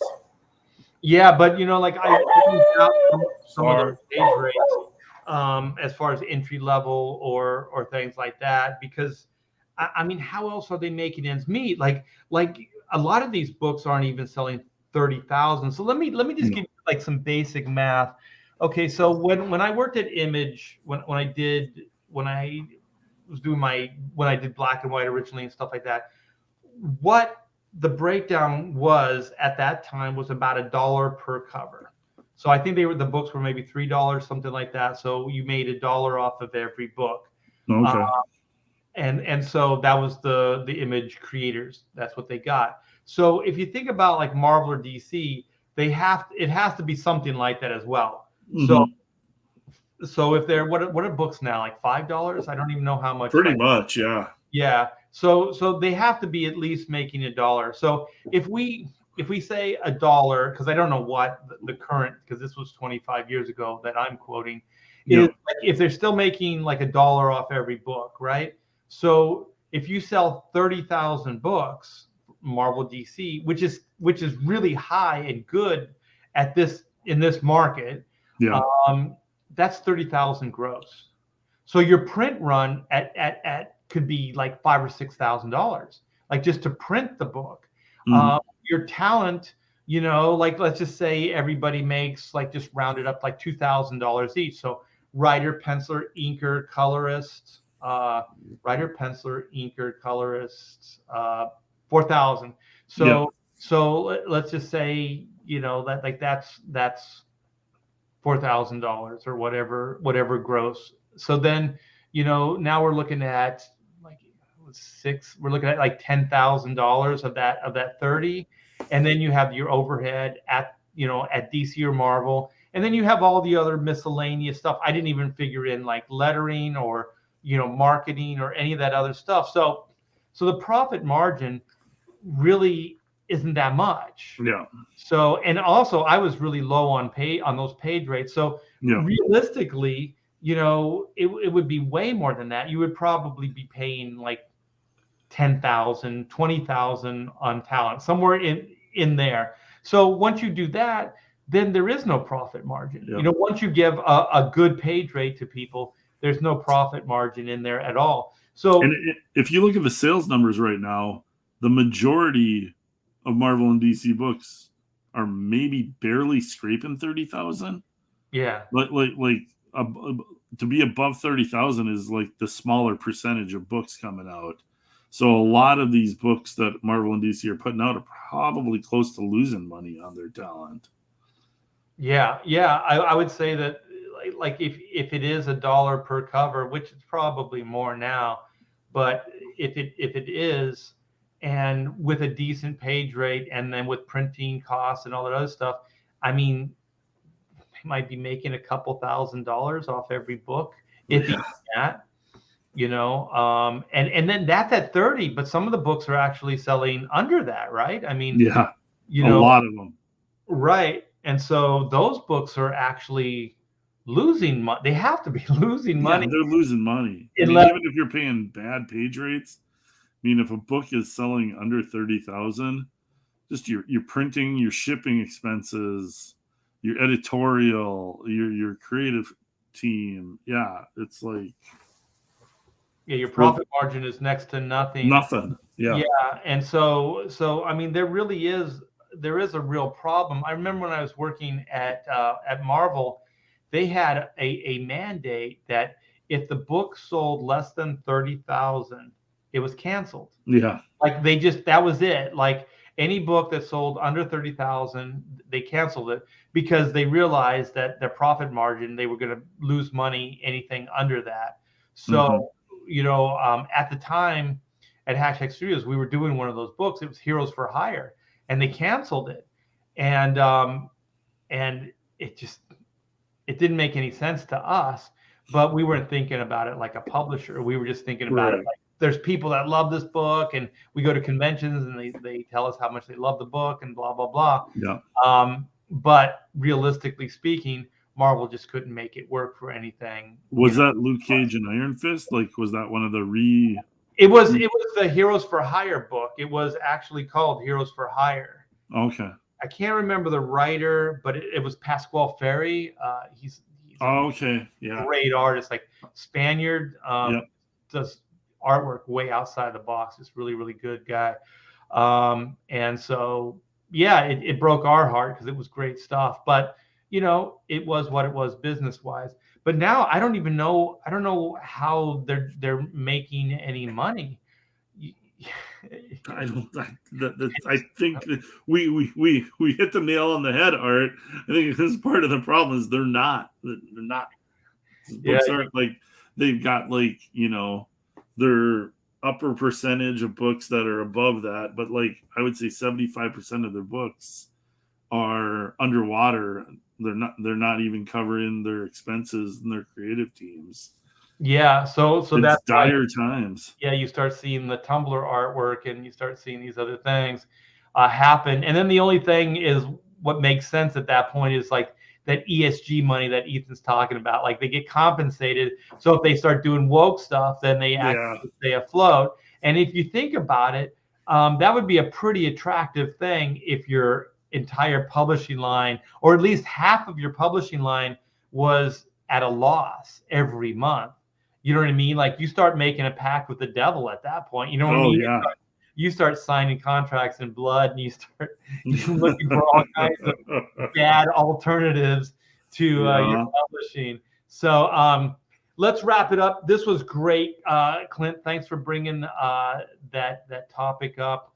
I mean, we could probably talk more about it. I'm gonna start looking into seeing if I can find more accurate page rates and see what actually the realistic breakdown is, or at the very least, what the profits are on each book, like at Marvel and DC, like what they're making off the cover. Because from what I understand, doesn't the retailer, or between Diamond and the retailer, they're selling almost like a third. Price. It's almost like a third to a third, like the retailer. And I used to know the percentages exactly, and it may have changed over the years, but basically like the retailer gets a third, Diamond gets a third, and then the publisher gets a third. A third? They don't even make half. So they're not making half. So like on a $2.99 book, it was like what you said, they'd be getting $1 out of a $3 book. So then that's why the prices on comics go up. They're trying to bump up their percentage a little bit. So on a $5 book, they're making $1.50 or something like that, So they get a whopping $1.66 or something, or $1.63 or or $6.66 because they're double. Yeah, it's crazy, man. It is really, really crazy. But I don't think doubling down on the wokeness is the right answer either. So you know what? Hey, Mark Brooks, continue to eat your heart out. You see why they're confused by success? Because they're not used to it. Well, not in this industry. Like they're scratching their head thinking like Marvel was the promised land. Why is it not taking care of us? And it's like, well, they're making some really bad decisions. And the best thing about CG and what we're doing is, guess what? If we sink or swim, it's by our own hand. It's not by some executive or some bonehead that doesn't know how. I'll always put my faith in capitalism. Yeah. Very, very, very true. All right, man. Well, I want to thank everybody in the chat. Thank you guys for hanging out. I want to thank all my Pontificator bros. We had Joe Suntag in here. We have Pedro Ang and Clint Holinsky. So Pedro's got a new book coming along. What is it? I never. It's tropical. What is it? Magic. Tropical Magics. You can sign up for that. The pre-launch for that. Pedro thinks maybe mid-February. Is that where you were? Yes. I'm aiming for that date, but I have something. I'm designing the page with RJ. He's gonna take care of my distribution since I live in the boonies. So everything's gonna be set up. It's gonna be at least mid-February or the end of February. Very good.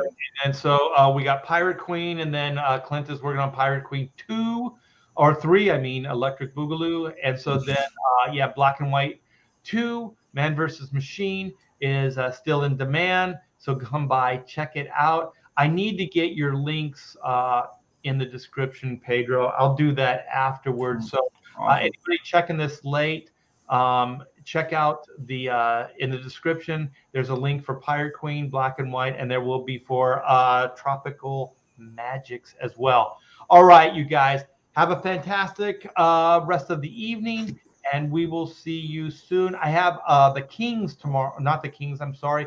We have the Professionals tomorrow, and I will be hosting that. So you guys come by, check that out. It's 8 Eastern time, I do believe. So thanks again, you guys. Take care, and we'll see you soon.